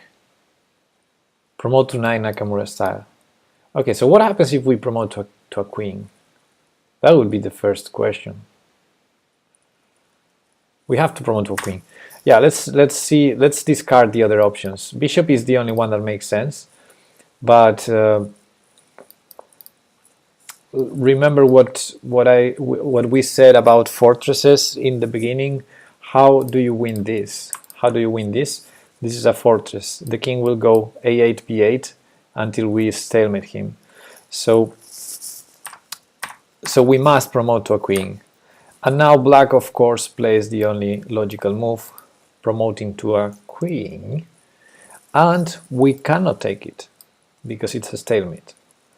So now, where do we go with our queen? There are three squares that seem interesting. But black is gonna have some checks. Yeah, queen h2 check might seem interesting too. Yeah, that's right. If I remember correctly, it was king g8, queen g8 the solution.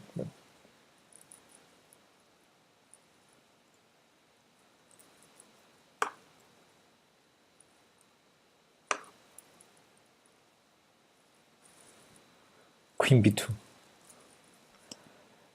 Queen h2, what is the problem?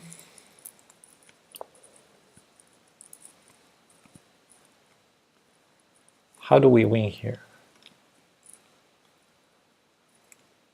You have to stop queen g7.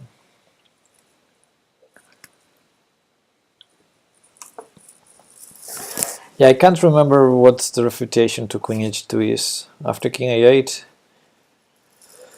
I guess this we cannot win. Basically equal material and we're not threatening any checkmate. Queen c7, well, queen c7 seems we're gonna be under a lot of checks. Or even stalemate tricks like this. Yeah. Yeah, we're out of checks. Yeah, that's the thing. So king g8, queen g8, sorry, preventing queen g7, because queen g6 allows queen g7, I think. But this is a very tricky puzzle. You have to explore a lot of things. So I think the solution goes with queen g8. Let me make main line. And Yeah, we're basically threatening checkmate with king d7 and king e7. That's why queen g7 was useful. Now how does white prevent both? Can you explain why need to prevent queen g7? No, yeah, I'm sort of trying to make the point that we're trying to threaten this checkmate. Yeah, exactly. If queen g8, queen a2. Oh yeah, exactly. Queen a2 is the best option now for black. So the puzzle didn't stop, of course. I think queen e8 is the move now, if I remember correctly. Queen h7, king a8, king c8. He has no good check.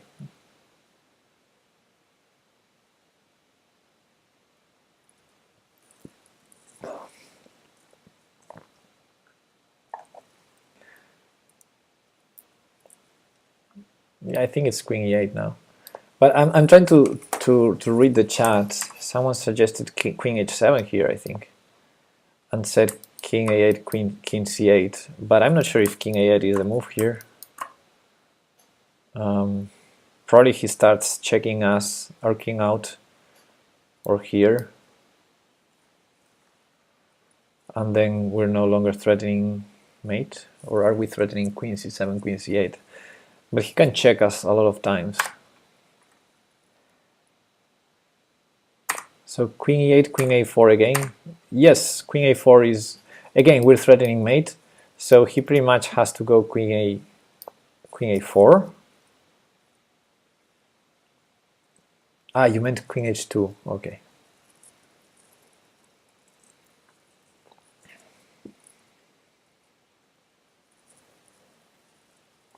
And now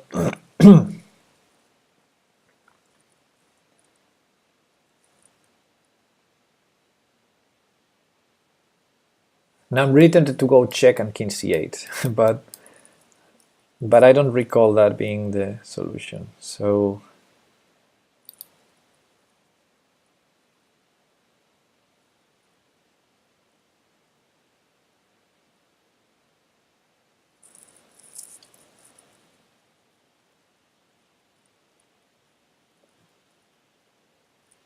it's safe to say that this is outside of the scope of the endgame course, though. Yeah, that's safe to say. I might need to crop this part of the video later.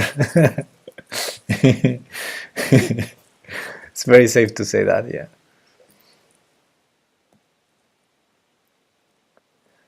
Check king c8, queen c7, and promote again. Queen h8 wins here.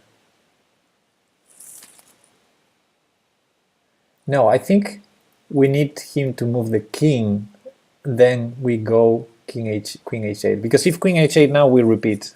He has queen a1.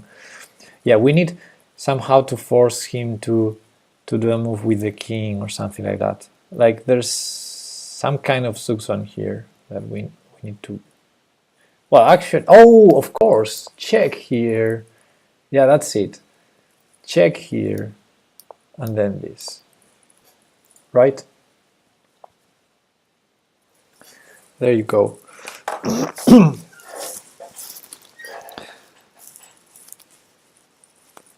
Yeah, exactly.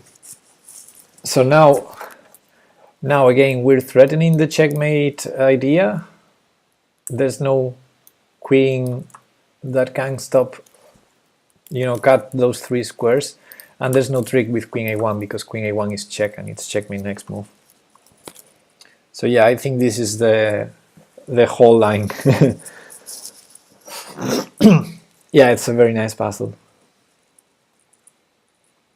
But it's totally out of the scope. And this could be included in the section on compositions. However, I wanted to show a composition that is related to what we were seeing. Hey Manaspaldi, what's up?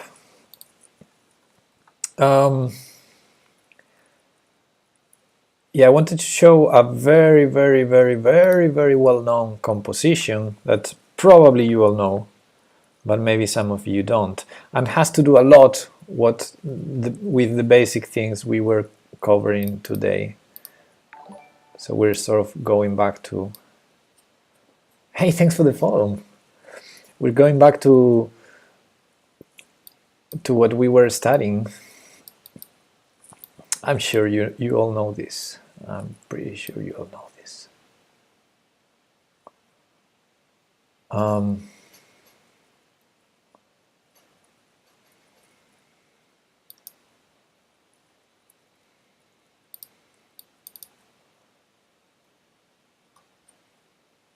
It's way too late for this kind of stuff.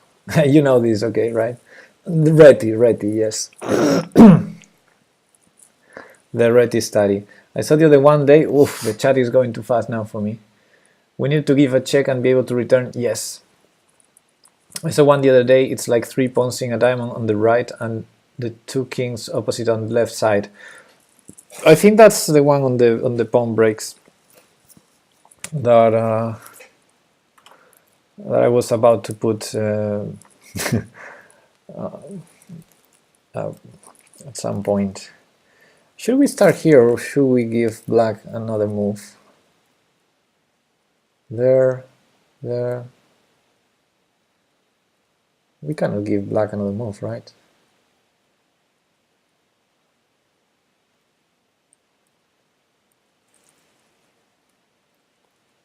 Yeah, no, it has to be like this. White to play. Okay. Okay, this position is white to play. White promotes here, black promotes here. White to play and draw. And please, if you know it, because I know many of you know it, don't give it away. I want to know if there's someone in the chat that doesn't know this. The studies with white king h8, I was thinking about it, but let me think.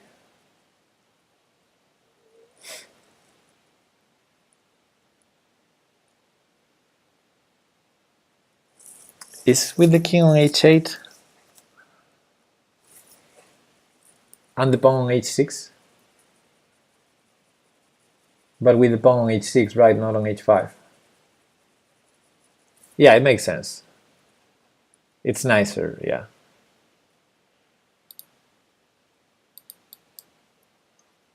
Okay, let's do it like this.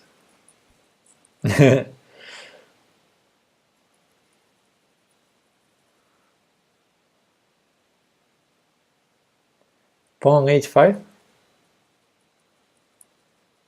With the king on h8 and pawn on h5? Really, Pluku? I was having that... Okay, I trust you. I trust you, Pluku. I trust you. Let's see, let's try to draw this. I'm gonna delete the other 2 chapters.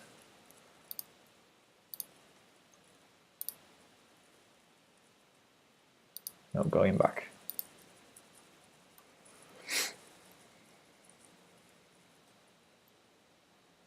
Yeah, I think it is. I think it is this.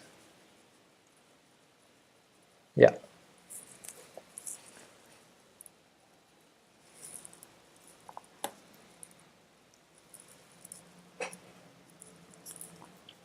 You're wrong, Bobby.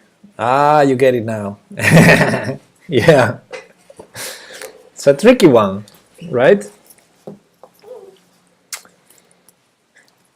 Well, I mean, I think it's not tricky, but the first time I showed this to a student I have, he said, "Oh, this is tricky."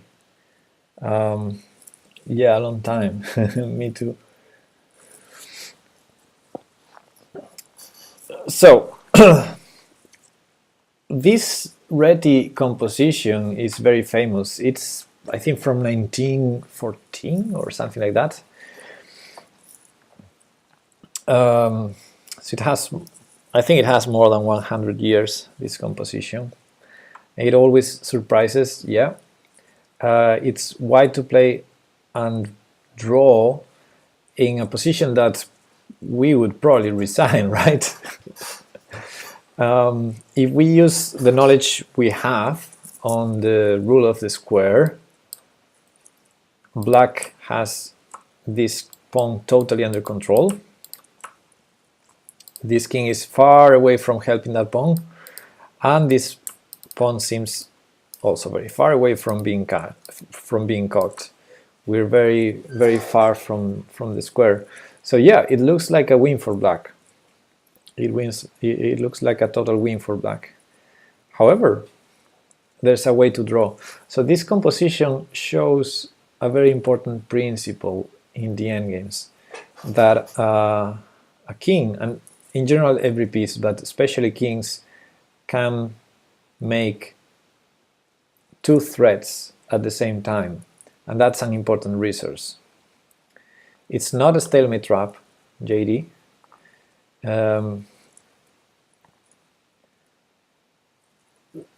There's no way we're gonna help our pawn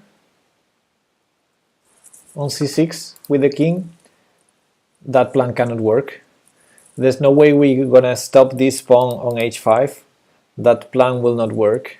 But if we combine the two plans, if we combine the plan to threaten both plans, then black cannot win, because we're going to be able to do one or the other eventually. And what that means, if I made any sense, is we're going to go this way in the diagonal. Hey, Robely Boban, thanks for the follow. So we're going to be threatening to both enter the square and run to help our pawn promote. And with only king moves, we're going to be threatening both ideas, while black has to choose whether to push the pawn or move the king to grab our pawn. So yeah, it's tricky. It's very close to losing, but yeah, the answer is revealed now. So we go king g7, and let's say, for example, black decides to go grab our pawn. Okay, see you, JD. So that would be very stupid. We still keep running on the diagonal, and the moment he takes our pawn, we're in time to enter the square. So of course the easiest would be to attack the pawn, but I would be fancier and I would go here, and this is a draw. Anyway, yeah, as the legend is saying, we all want to see black pushing the pawn, because that would be the most scary, right? Let's say black pushes the pawn. Well, we keep moving towards both directions. Let's say black pushes the pawn again, or what? It's more or less the same. If black goes to take our pawn, we finally enter the square. So let's say here black pushes the pawn again. We will not stop the promotion, but now we're finally able to help our pawn. And I think both king e6 and king e7 work. I would go king e6 probably. And then after h2, it doesn't matter if it's check or not, broken. Then we go c7, and yeah, we're in time. Look at that. This is going to be a draw. King b6 first, and then h3 is the most fighting. Okay, let's try that. Let's try the most fighting. So instead of h3, because we're still 2 steps away from the pawn, he tries king b6, attacking our pawn. Yeah, you're right. This is the most fighting. So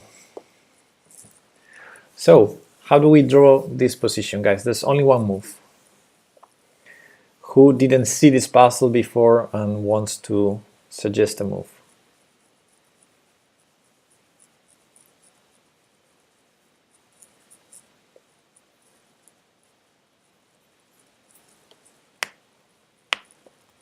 King e5, says Bazookat.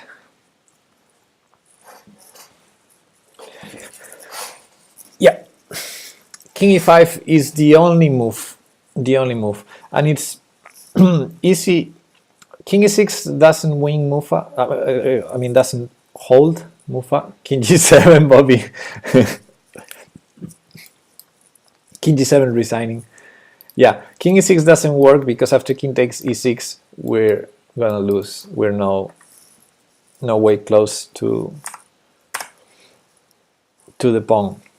All moves lose except King e5, which is hard to calc. It's not so hard. I mean, look at the square and look at our pawn attacked.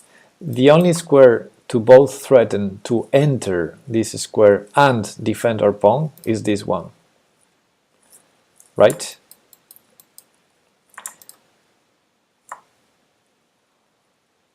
Hide on J9. So yeah, we need to go King e5, and we're threatening to both help our pawn and enter the square. So if he takes our pawn, we stop the pawn. So probably black should try h3. But then we go, of course, king here, and we're gonna push this. Let's say h2, c7, if h1 we just promote, if king here, and we're gonna promote. What about I9? What are you talking about, guys? So this is Reti study. I think it should be, it was important to show it in today's stream. And okay, finally,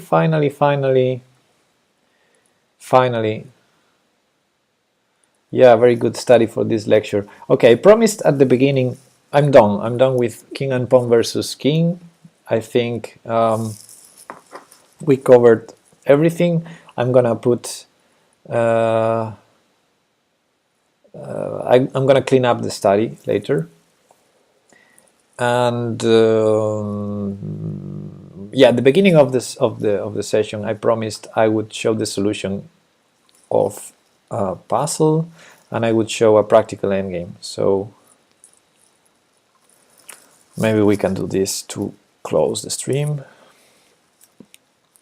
Although I don't know where do I have the puzzle. Oh yeah, it's here. So someone, I don't know if I know someone like Roken already seen this study, or yeah, this puzzle. But yeah, whoever didn't see it, push your luck. Why to play and win? The great thing about this is it shows how hard it is to judge pawn endgames optically. You really have to calculate the whole pawn endgame before entering it in long games. Well, it's geometrically you can solve most of them, but you need to be careful about double threads, which was our case. Yeah, sometimes they get tricky. Roken will shut up. Who else wants to try and solve this puzzle? White to play and win. White has 2 pawns versus a bishop, so the solution has to be promoting one of the pawns, right? Okay, Mufa Su says king d5. I'm gonna I'm gonna do it. And ooh, the bishop is a fast piece and wants to stop the a pass pawn. We don't have time to lose. Yeah, we should have pushed the pawn.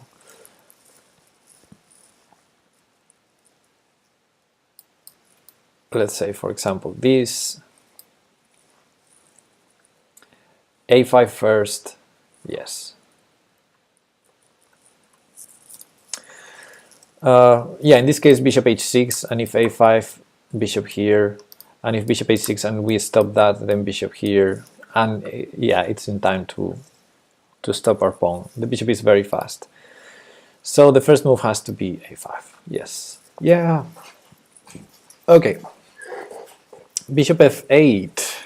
Bishop f8 is trying to go here, right? To stop our pawn. Sure, Bobby. I already have opened somewhere around here. I don't know where. I already have opened study by Fuxia.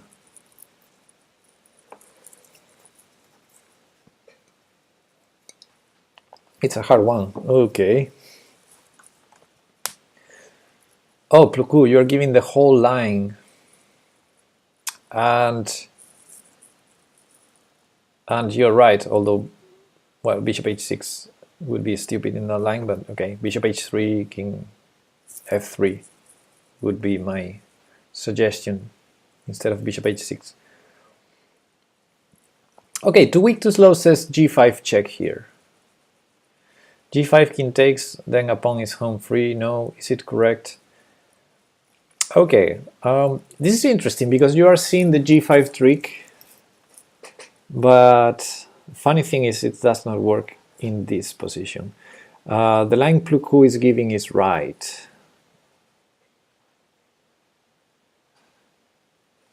Okay, OJ. Too soon? Yeah, too soon, exactly. But I'm gonna try g5. So you see, no! The right idea, but with bad timing. Black cannot take the pawn. Yeah, black cannot take the pawn, it would lose. But instead, black plays king e6. Rawr! We still need to stop bishop c5, and black has time to enter our a pawn square with the king, therefore ensuring the draw. I wish we did this ending puzzle studies more often. Yeah, we can. Actually, you know what? I have a lot of material, and I really would like to use it. I mean, when I say I have a lot of material, I mean I have books on this. So of course I have this very well-known domination domination book by Kasparian, but the ones I like more are these in Spanish, the collection of books by Rey Ardiz, minor pieces endgames and rook endgames, and these are like, let me see, 935 puzzles or diagrams and 1159 in this one, and those are very instructive. Actually, this one we're seeing is from one of these books, from the minor pieces book. Okay, I don't know if you can see it. I can see the PGN, Bobby. Let me copy the Fen code, I meant. You can play d5 check also while the bishop can take, because you go back and defend with the king, and then the black king is blocking the bishop's path. Yeah, okay, so let's retry and do the right solution, as someone pointed out. First king d5. Yes. And now, as you all know already, we play g5 here. We don't go back to repeat. We play g5. Bravo. And this is a tough move to see in this puzzle. So what do we do here? We need to prevent this, right? How do we do it, guys? What do you prefer, king e4 or king d4? Tell me.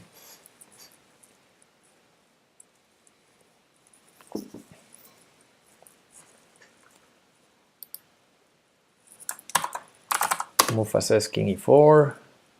I'm gonna try and paste in a new tab. Roken says king e4. Bobby says king e4, obviously. I like that answer. Ash says king e4.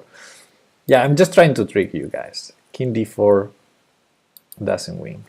It doesn't matter, does it? Yeah, it does. It does matter.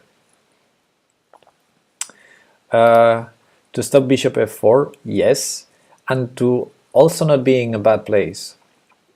After king d4, both king f4, bishop f4 and bishop d2 are enough for the draw. Bishop d4, bishop d2 is actually easier to see because threatens the pawn, we have to push, then goes here or here, and our king is in bad shape. We're gonna be forked and we're gonna lose our pawn. So yeah, better light square, also preventing bishop f4.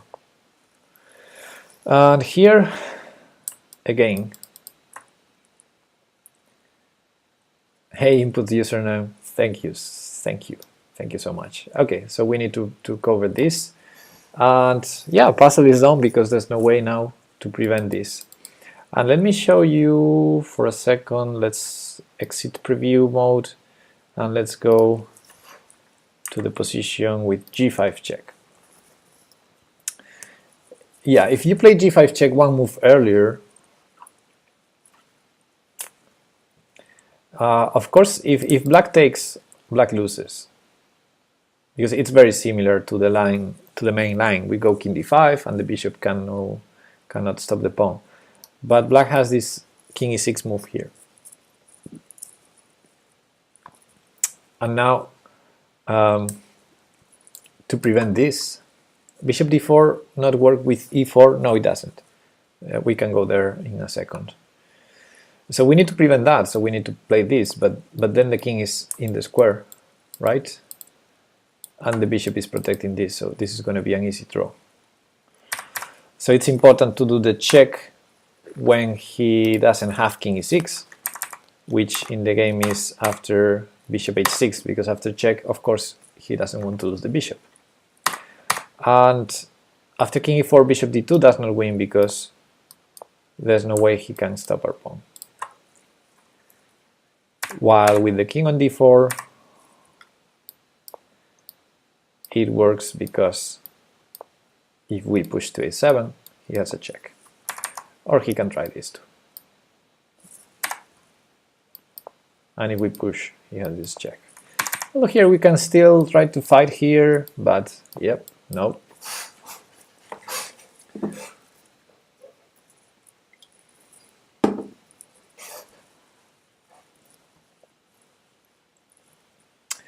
All right, let me delete these lines which are emptying. Bishop d2 here. Let's empty this. All right. Bobby already knows French. Well, Bobby Fischer, not an expert in French, right?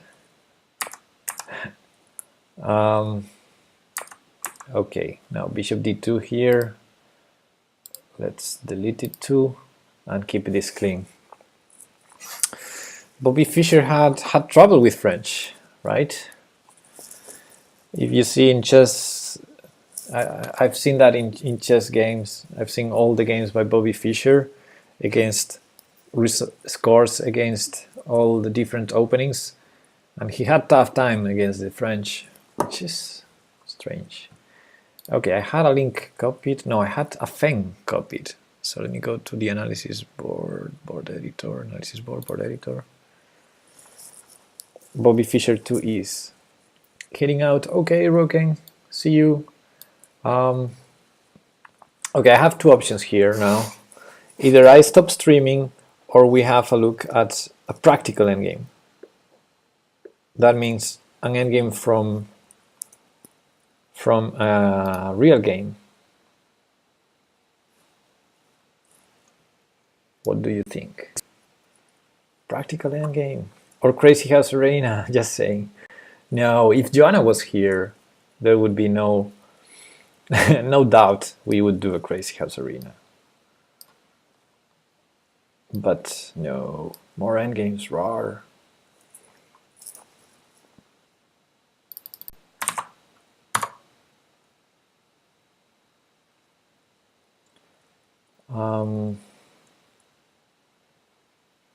I've been waiting for someone to stream good educational endgame. I'm so happy to have these lectures. Wow. Thank you. You can show my study. It will only take few seconds to solve it. Okay. Endgames, let's hash. Well, the thing is, I'm kind of wanting to stop streaming, so that's why I'm trying to look for a closing. So this is what I'm gonna do instead of doing like endgames or arenas, keep it going. I'm going to show Bobby Fischer's position, and then this practical endgame I have here, and that's gonna be it. Only those two. Let's end stream by drinking beers. Okay, am I doing this right? Orientation white.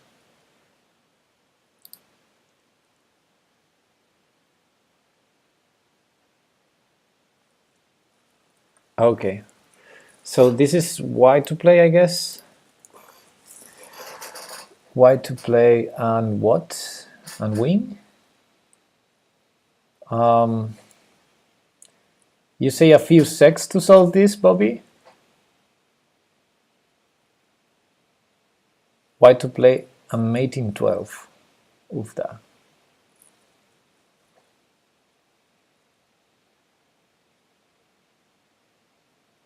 Well, black is in a little of Suksun, right? Like if we play G7.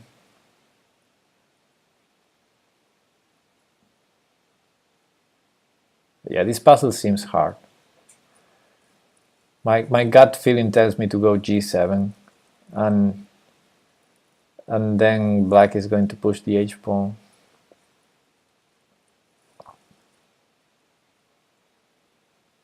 We could also take...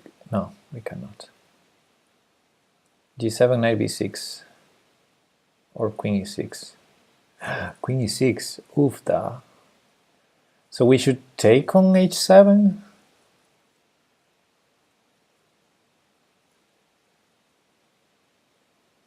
Yeah, queen h3, queen e6, right? Unless I'm missing something. Take.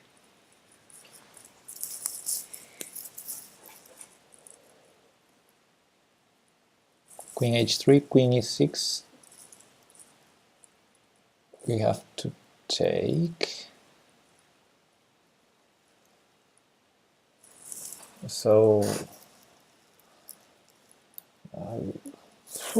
it has to be taken on h7, right?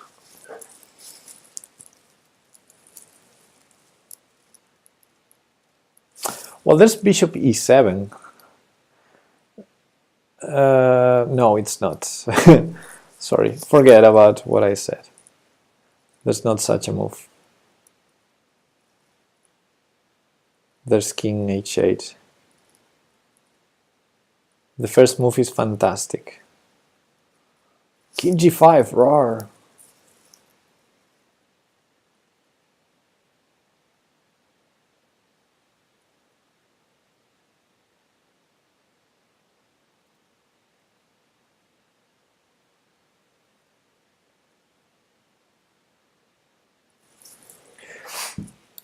Okay, let me explore. Oopsie. Let me explore this line for a second. There's this check here that annoys me.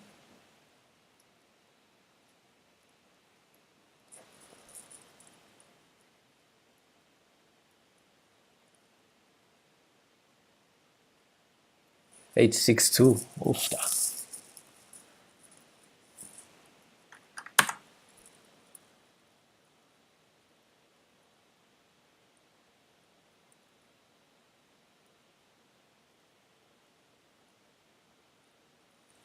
Can I? No, I cannot.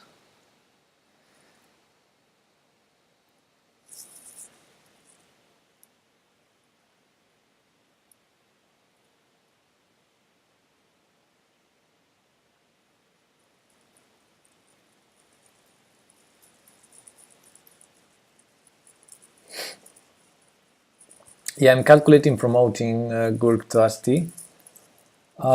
Okay, let's put the line on the board. King g8 is not the only move. Oh no, then that's a problem. Yeah, he can just do that. So we're not winning there. Okay. So let me go back here.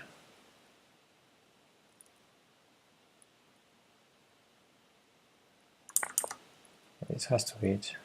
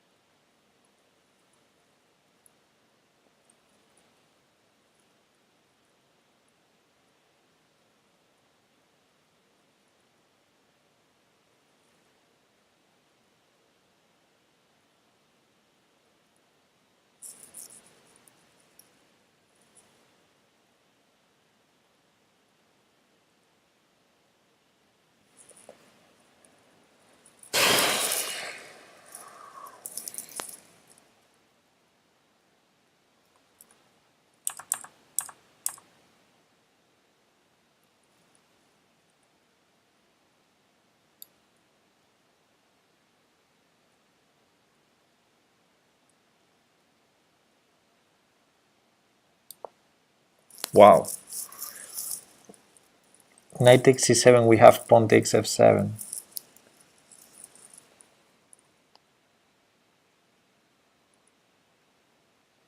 Okay, let me explore this line.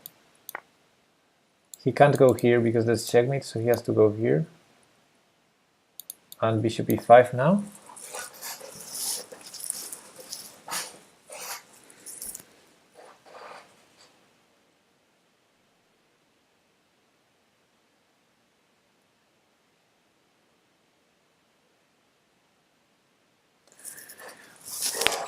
What does black do?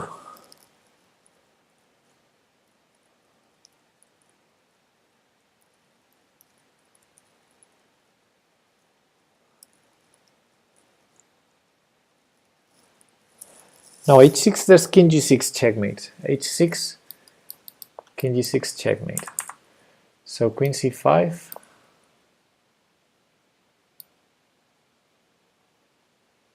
Oh no, that's not working.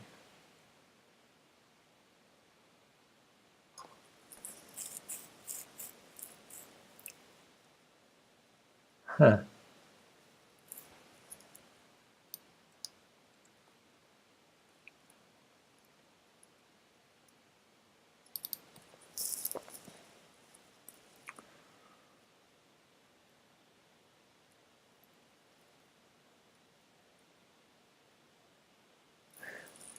Okay. Bishop here.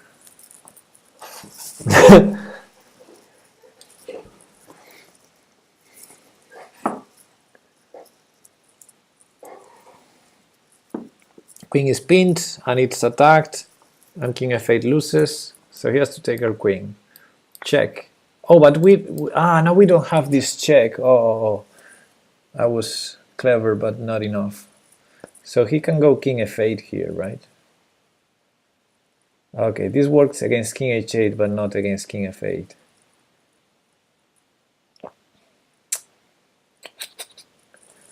Okay, no. And bishop takes a5. Then we don't have queen c3, bishop c3. Huh.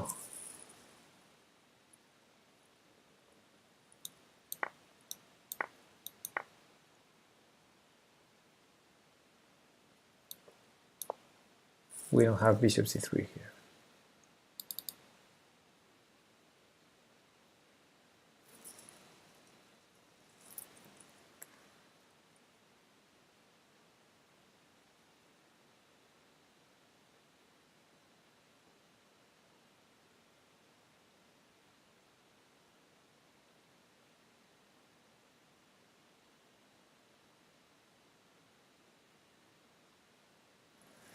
Okay.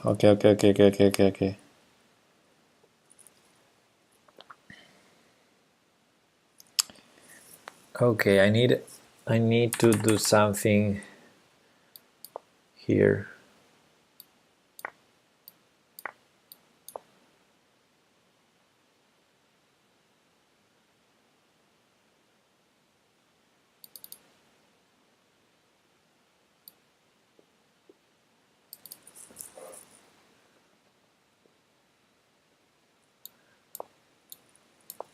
Let's keep this line going.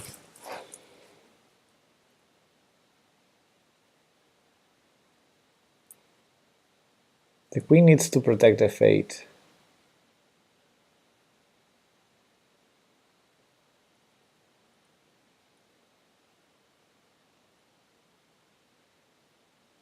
So what happens if I go to one of these two squares? Let's say this one. H6 still doesn't work. If he checks me, I'm gonna move the king with checkmate. And if he keeps this guy attacked and f8 protected, then he has a problem. That now I will have queen f8 next move. I mean, queen at f8. Knight c7 is forced, says Fisher. Knight c7 is forced in which position? This one? Oh, knight c7 to oh, cool. Knight c7 preventing any move by my king. Cool. Can I still win?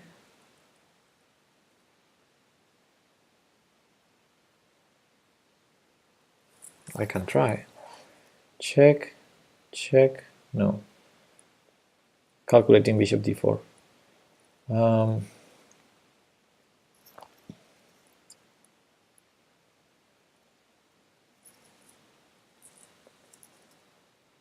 Yeah, he's more or less in Zugzwang.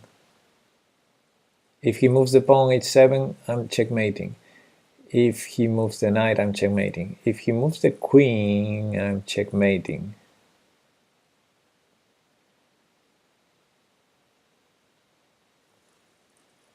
So I guess it's just this. Bishop b2, he has to move this. I go here, he goes here.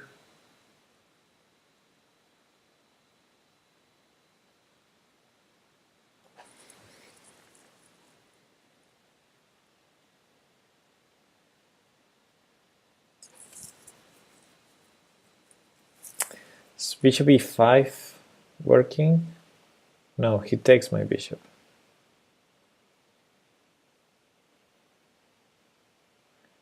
Bishop e5, he takes my bishop. Ah, so I should start, when I went bishop a1, I should start with bishop b2, right? Wow. Knight c7 again. This, this, this, this, this, this, this, this, this. Black moves, and we checkmate black. Make main line.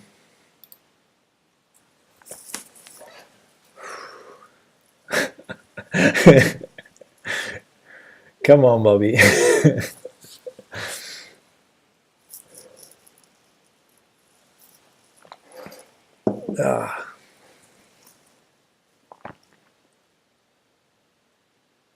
This is cute. This is sexy. It's very beautiful. Yeah.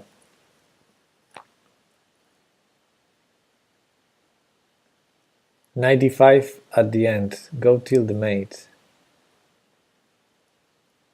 Knight d5 here? Oh, because he's gonna block here. Okay, so check. Here. Check. This mate? Mate in 12, yes. Yeah, if he does differently, it's shorter. So yeah, I guess that's it. Whew.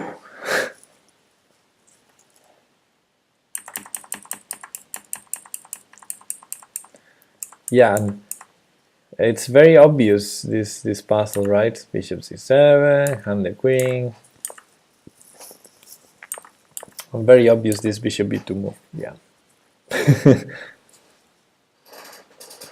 You're gonna use that puzzle in your next over the board game. Well, if you get this position in over the board game and you play bishop c7, you can you deserve your dinner later. Hard to reach such a position. Yeah, Very suspicious. Ah, never know. If your opponent plays bishop c7, you can call the arbiter. Yeah, like, this guy is using an engine.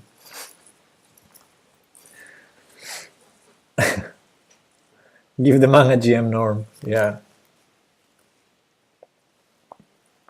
I will use it in a bullet game. Okay, let's finish the stream with the practical endgame, because we showed already some compositions, we studied some theoretical endgames. Let's try this. So I took this endgame from a real game. I can't remember. No, I remember. I think I saw this game in Ben Feingold lecture. So some of you might already know this endgame. I took it and I put it in this format on the study, where you can guess, where you need to guess the moves.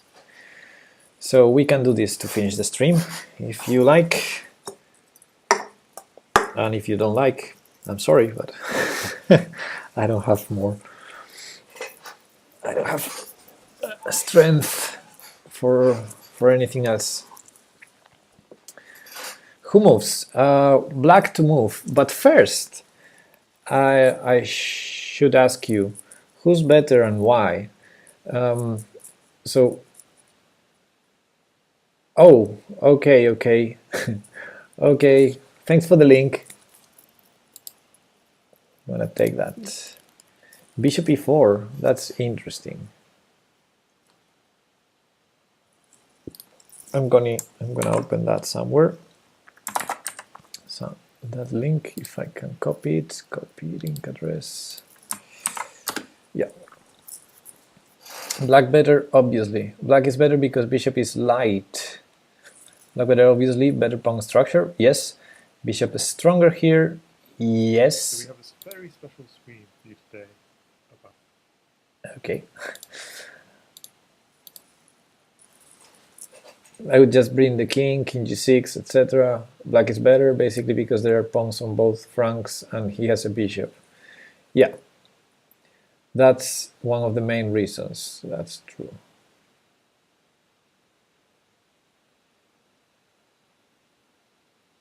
Oh. Okay, this goes here. I like king g6. Okay, everyone likes king g6. So, I have some notes here, some hints. We should understand black is better for several reasons. Bishop versus knight with pawns on both sides, yes, so, as you pointed out. Closest pawn to promotion, you didn't point that out, but that's an advantage. This pawn is 3 squares away from promoting, this is 5. So, okay, that's already dangerous for white. In both cases, kings are out of the squares, so these pawns are, both of them, really dangerous. Main source of attack for black is this pawn, and main source of counterplay for white is this pawn. Faster king, yeah, as you're saying, king g6 is very natural. This king, especially because black moves first, this king is gonna get to the center faster than white's. And also white's king is not gonna be easy for him to get if black wants to stop it. And better pawn structure, as you suggested. Okay, so king g6, h5 is not needed. Yeah, whenever you can activate your pieces, you know this king is doing nothing, you do that. So king g6 is probably what Dean Loreen played in this game between Rauf Mamedov and him. Yes, always play king up in the endgame. Yes. f3. f3 is terrible because it's f3, but white needed to stop bishop e4. So white is stopping this move before starting the race, right? Makes sense. How do we continue now? What do you think, guys? So in practical endgames, there are usually many ways to win or to draw or to play in general. It's not like a theoretical endgame where you can say, oh, this is winning, any other move it's not. And it's all about applying principles, and yeah, in this case we're following a super GM playing against another super GM, so games are moves are going to be very good. Bishop c2, someone is saying, if bishop e4 first, knight c3 and you lose a tempo. Okay, you are still talking about that. King f5, king f5, not so sure. Yeah, king f5 seems pretty natural, right? You want your king in the center of the board. I agree with that. Pure Improv, thanks for the follow. I hope you like the stream. Mufa says, I have no idea what to play next. I agree with that. You have no idea. No, I'm kidding. Yeah, king f5 is very natural. In general, you should be trying to do useful moves. You need to consider what's your plan, and I think our plan is to promote this guy if possible. And what's our opponent's plan? Something I really like to do in endgames is to see what's our best chance and what's our opponent's best chance. I think that's a better way of defining these pawns that I'm drawing arrows from. Like, our plan is not just to promote the pawn, but it's our best asset in the position. So white should be worried about this, and black should be worried about this. Having that in mind, we probably want to use our king either to help our pawn promoting, or maybe, if possible, entering the square of this pawn, so to be able to defend. So yeah, agree, king f5, king e5. So we displace the knight with the king is our idea. Yes, that's one of the ideas. I'm terrible at endgames, so this is good. Oh, cool. Since how long have you been playing chess? Oh, for 10 years now. Well, that's not true. I've been playing chess from my childhood, but 10 years ago I started playing in a club. So, like, seriously. Okay, king f5. Of course, as Greg Kaidanov would say, black is a king. The idea is just to promote here, yeah. T. Freddy, thanks for the follow. Okay, cool. And white is trying his best. After preventing our bishop to control the a8 square, he starts pushing the pass pawn. How do we use our best piece to control that pawn? Okay, someone already said king f5 to e5. So king e5 is definitely on the agenda. Bobby is saying king e5 too.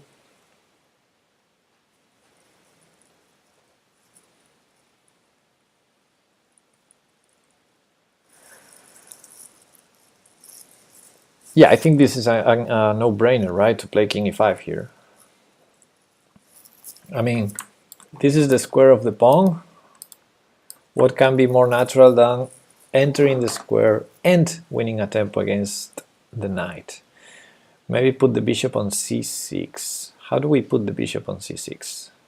Ah, you say like bishop c2, bishop a4, bishop c6. Okay, that could be a plan, that's right. And I'm sure... No, I'm not sure. Oh, yeah, bishop c2 has a little drawback here on e3, right? ¿Qué pasa, Fito? So, yeah, tactics to the service of strategy. We have our strategy, but you need... I mean, it's a good plan to bring the bishop here, but then tactics need to validate the plan, and in this case, tactics totally ruin the plan. So I guess king e5 is the move, right? Yes. Correct. It does not only enter the pawn square, but also wins a tempo by attacking the knight. Note that it's better than king e6, because the king is centralized here. Okay, let's continue. So, Rauf Mamedov played knight c3, blocking the pawn. If the knight moved anywhere else, the pawn was free to be pushed. How do we... well, I'm giving you hints here. How do we annoy this knight now? Okay, I think I gave this hint here because it was not the only winning move. But yeah, king d4, right? 0-1, king d4. Oh, you're giving the line a5, king c5. Okay, actually that's interesting that you give that line. Yes, note that black is using the king and white had no time to do it. Yeah, if we think about the initial position and this position, we did this. And black's king is out of play. So if this position is not winning, then chess is not fair, right? And a5. White's only chance to hold is to generate enough counterplay with this pawn. How do we stop it? How do we stop it, guys? So Bobby already said king c5, which I'm not sure if it wins. Anyway, it's pretty clear we cannot take the knight, right? If we take the knight, we're not in time to stop this pawn. Bishop f5 also, okay. Yeah, I think probably both of them. I'm gonna... yeah, I would also guess bishop f5 is better, because we keep the attack. You know, we optimize the use of our pieces. The bishop is doing nothing. So if we use the bishop to defend and keep our king attacking, it's like better than stopping the attack we had, right? Still, I'm going to try king c5 to see whether this was an alternative. That stops the pawn, but our king was attacking and now it's not. So we better use the bishop instead, since it was doing nothing. Okay, I'm not sure about the evaluation of this move. So bishop f5. And the idea is we're gonna go to d7 or c8 in order to stop this pawn. Okay, and the knight is still under attack. a6. What do we do here, guys? a6. We cannot take the knight because the bishop cannot protect the promotion. So we need to avoid the promotion with the bishop, right? See, we would avoid a lot of this stuff with bishop e4. Yeah. Long calculation to see if it actually wins, though. Yeah. I see strong people are usually very principled, and then tactics might work or not, but if they can bring the king to the center of the board first, they would do that without a doubt. Maybe bishop e4 was winning, but they would first bring the king and play for two results, so to speak.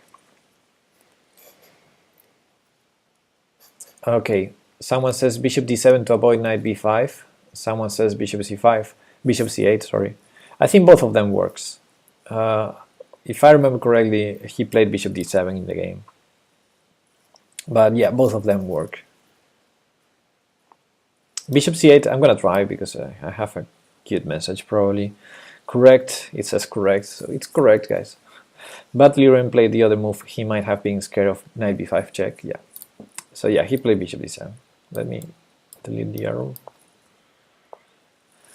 Okay.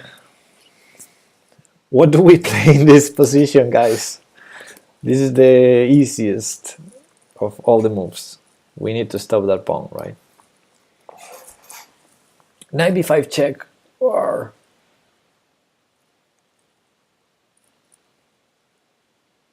h5 exclam.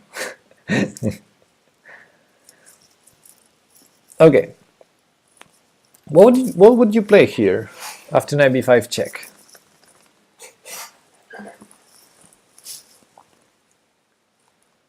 Yeah, you didn't stop knight b5. King d3, king e3.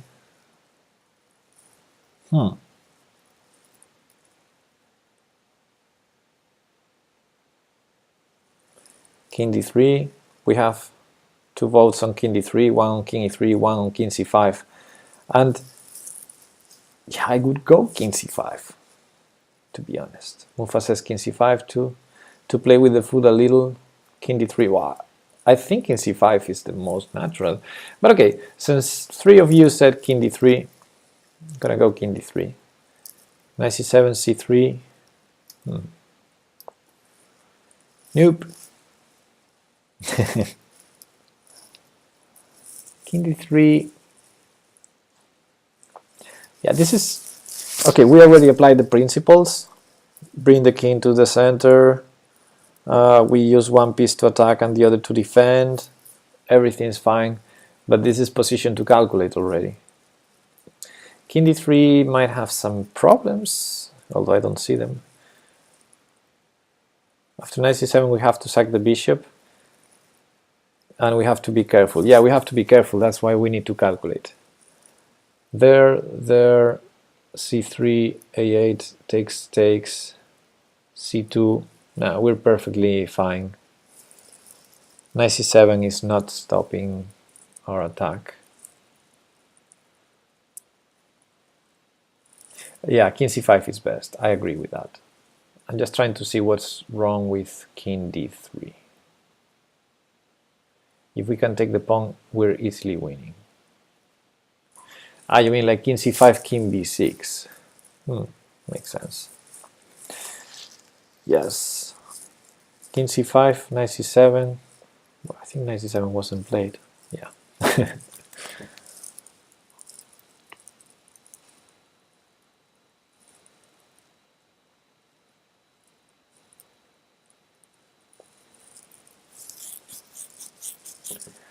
Okay.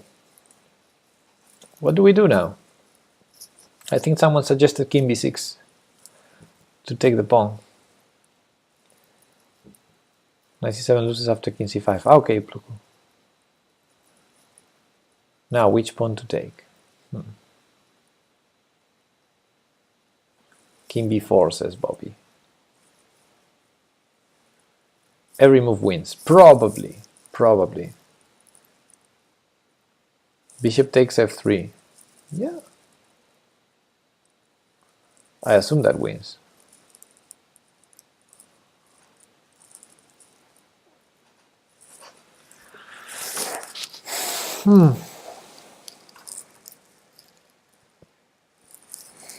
There might be a check on a4. Not sure if that works for anything. King b4 is the fastest. I think king b4 was played in the game. A lot of pawn grabbers in here. Yeah, I don't know what happens after this. Okay, I don't have an answer for that or for this. So yeah, king b4 was played in the game. Yes, Bobby, you play like Ding. Okay, so Dean Leering is focused on the plan to promote this pawn. So let's keep up with that plan. With that plan. Knight to check. We need to move the king up. I don't think it's that clear. The white king can also go after the pawns on the king side. Yeah, it can. But for example, after king g3, we have h5, and it's not easy. King a3 or king b3, right? King b3 makes more sense.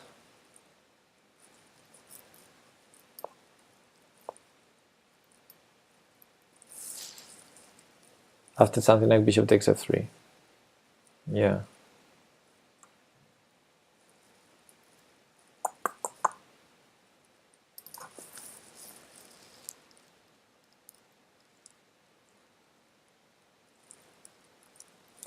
King b2. Well, I would go king c2, I think. But you say king b2, all of you? Okay. Yeah, king b2 forces knight e2. But 92 is like the best square to stop things, or maybe not.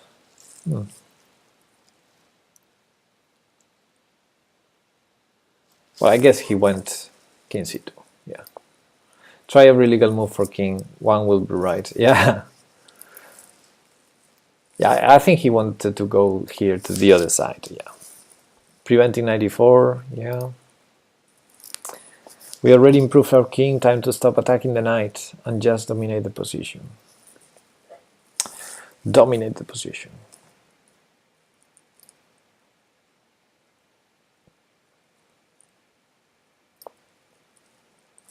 Yeah.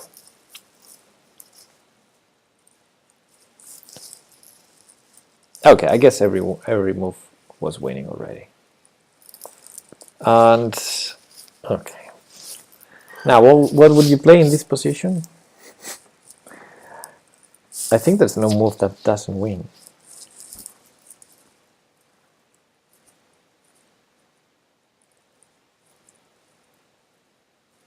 What about bishop a7? Oh yeah, there are moves that don't win. Bishop g4. Bishop a7 before king moved. Bishop e4. Bishop e4, good one. Either bishop d5 or bishop takes f3. Bishop takes. Bishop a8.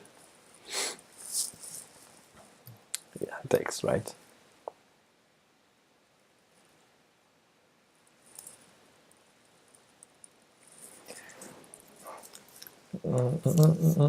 I'm tired, guys.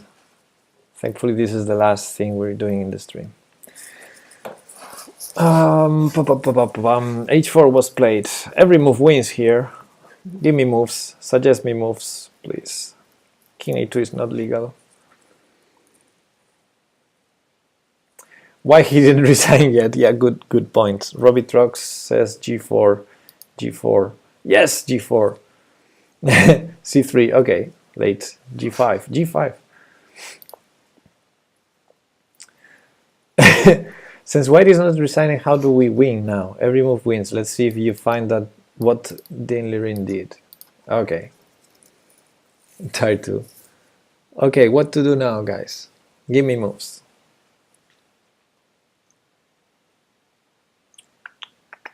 Maybe he promotes to win this pawn.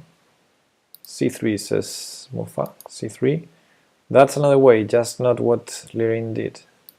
King d2. Yes. Attack the knight. And now c3, right? Yes.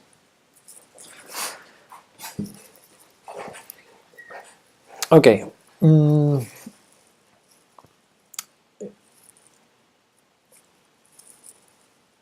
That wasn't the best endgame, or that wasn't the most instructive, I think. But yeah, at least it showed a couple of ideas on using the king and bishop versus knight. Yeah, maybe I hope in the future to bring more interesting endgames anyway. Yeah, thanks guys. If this was, I thought to be honest, I thought it would be very boring, this stream, and I thought it would last like 1 hour or less, but it seems that we spent a lot of time. That's cool. So thank you all for being here. I'm gonna be streaming more endgames probably next week, like doing this on Mondays. And anyway, tomorrow I'll be streaming with Quartillo. Tomorrow, 4:30 p.m. Central European Time. Thank you everyone for being here. I'm gonna have a look if we can go watch someone. Let's see if I can rate someone. And I'll be here tomorrow with Quartillo every Tuesday. Who's streaming? Who is streaming? 1 second. Shershevsky book on Endgames. Jason Pierce Sweeney is streaming. I think I'm gonna rate him. Why not? Let's go watch him. Okay, guys, have a good night. See you tomorrow.